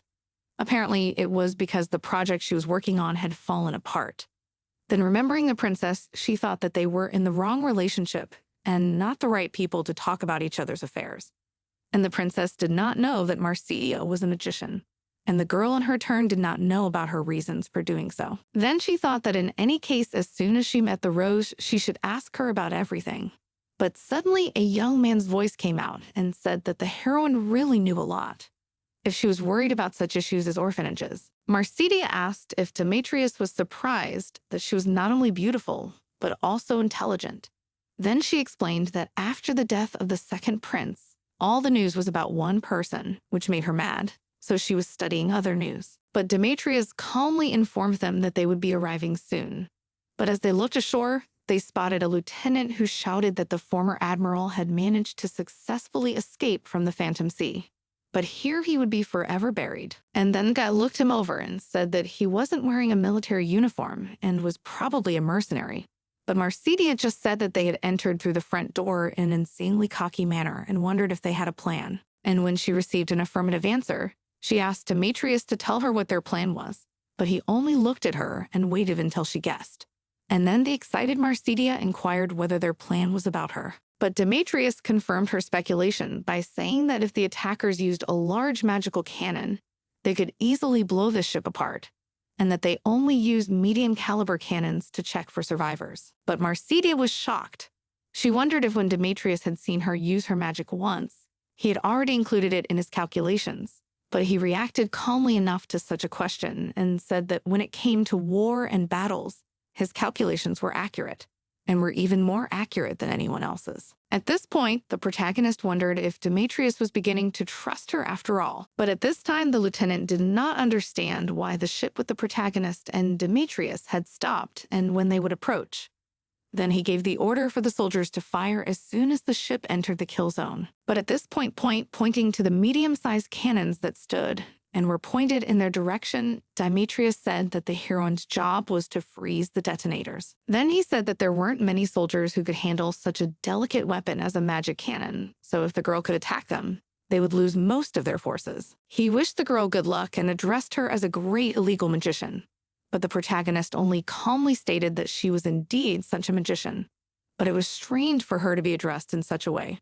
She was now publicly displaying her magic, as well as getting Demetrius' approval to use her own power. But the next moment, the agitated magic cannon operators stated that the ships were approaching and the magic cannons weren't working and didn't know what to do. And the frantic, terrified lieutenant had absolutely no idea how to proceed.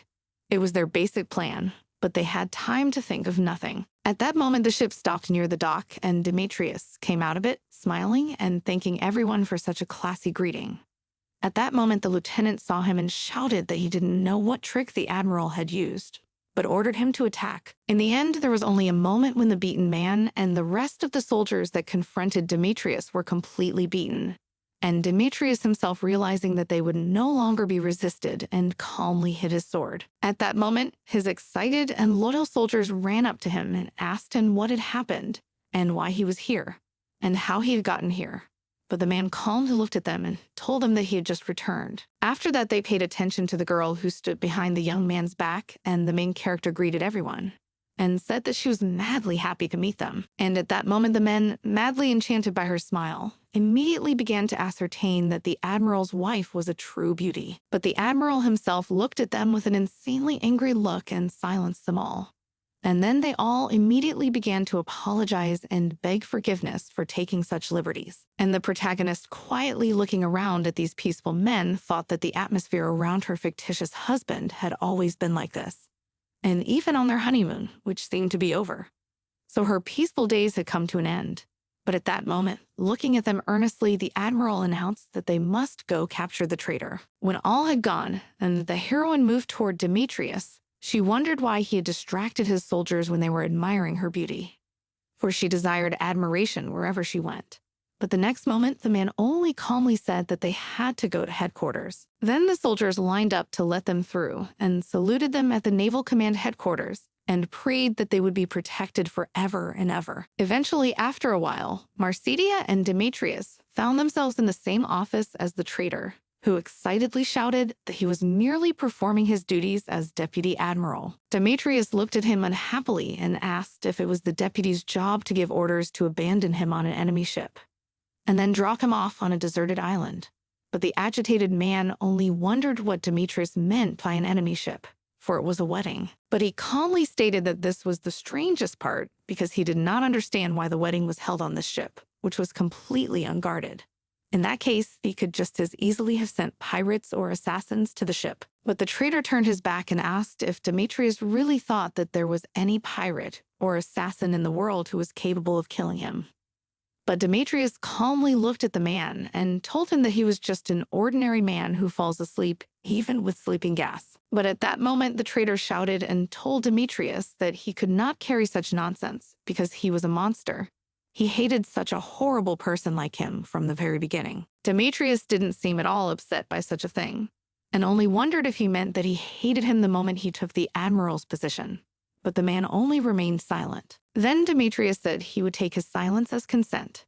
But then he reflected that he didn't think the man was the only one planning to kill him in the name of a lavish wedding, and wondered who had betrayed him with such courage. And was it the first prince?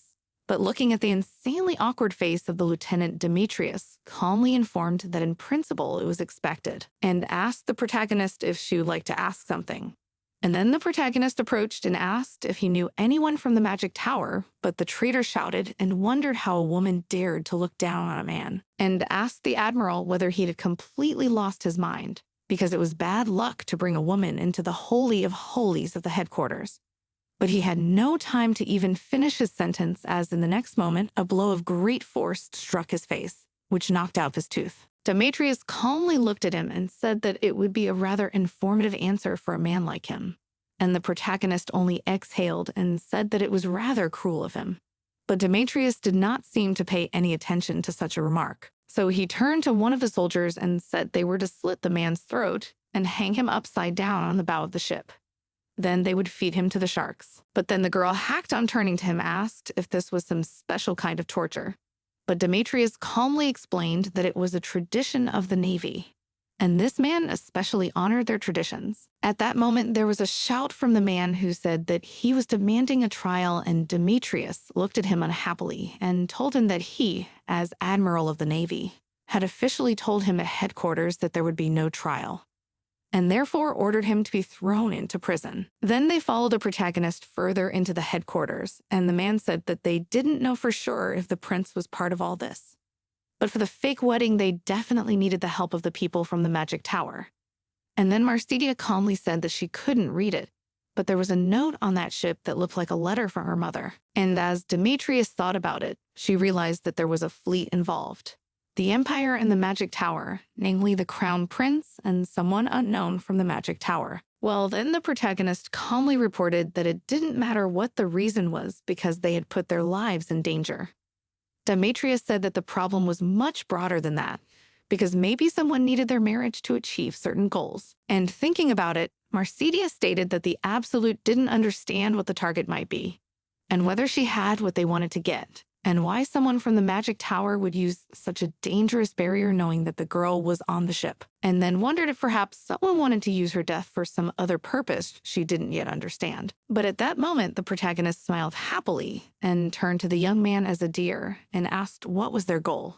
But he said that he was not going to tell her about it. And then the protagonist angrily informed him that he couldn't behave like that, and he should at least try to cooperate with her a little, to which he again refused. But the heroine made another attempt and smiled, asked what her purpose with her husband was after all. And then the man awkwardly said that the first thing they had to do was divorce whatever the imperial family said.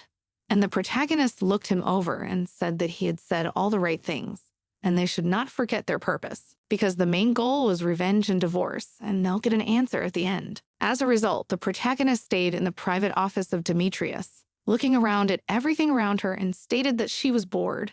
But Demetrius kept repeating that it was insanely dangerous, which made the girl insanely angry. And so she wondered what he was talking about, because the fact that she was bored was absolutely not dangerous, and angrily said that she didn't understand why she was stuck with a young man together. She would rather have stayed on a deserted island than be with him. But at that moment, the young man took off his glasses, unhappily exhaled, and said that the girl had 5 minutes, and she was only looking at him unhappily. I wondered if he thought that she had to go to the restroom or just go out. But then she grudgingly thought that she would have gone into denial anyway. But now she had a chance to get out of such a boring place, so she decided to take it. So she said that she wanted to go out, let it be for 5 minutes. But Demetrius calmly informed that the girl should not have looked into restricted areas without reason, and she could go if she avoided those areas. And at this point, the girl happily glared, wondering, did Demetrius really authorize her to do something like this? And he wouldn't change his mind. And the young man himself was only displeased to state that if the girl thought of filming or recording something, she should have left her communicator here first. After that, he stretched out his hand, waiting for her to give it to him. Then the heroine wondered, can't she take pictures, even if it will be done unnoticed by others? Demetrius grudgingly noticed that she didn't even try to hide her true intentions. But the protagonist only looked at his hand with displeasure and immediately picked up her dress and ran away. And finally asked, did Demetrius really think she was stupid enough to give up her communicator?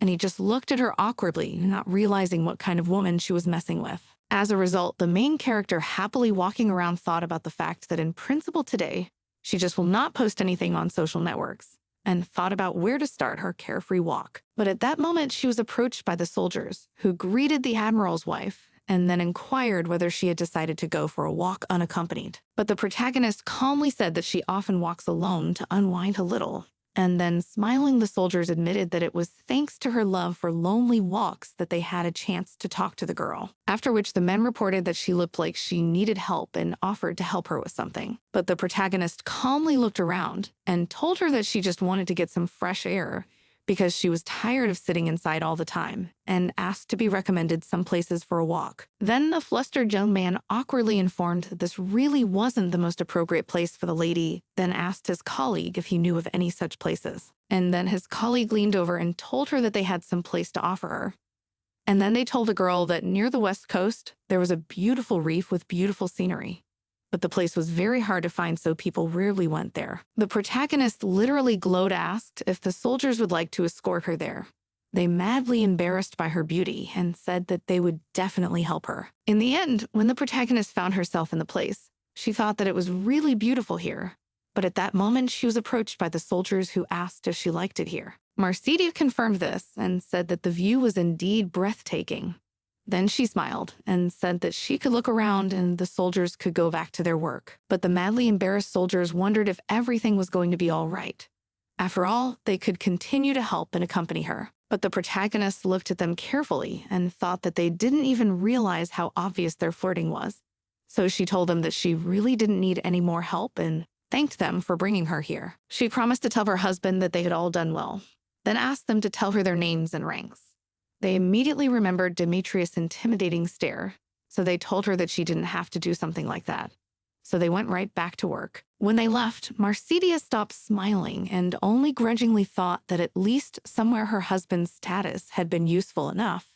But then looking around, she realized that, as she suspected, the place was boring enough, and thought that even on that deserted island, it wasn't so boring. And maybe it was because her husband was always picking on everything she said. But then she wondered in shock if she was really starting to miss the island now. Then she began to reassure herself that it was probably just that she was bored and needed something to entertain herself.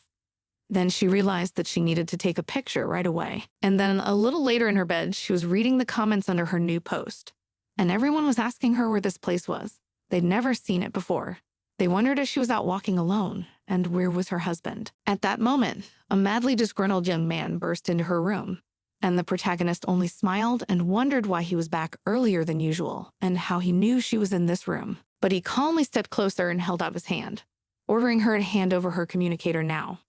And the protagonist indignantly asked what he meant, but calmly said that earlier he had asked her not to take any pictures. And the protagonist, puzzled, asked how he could know about it, and then approached and awkwardly asked, did he check her account after all?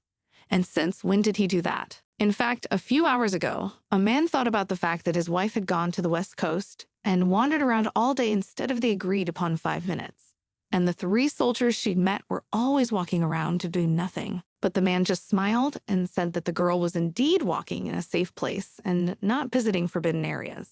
And maybe she was really trying to keep her word. After that, I remembered his wife and asked him what had happened to him besides the wedding, because he had asked him to look after his own wife.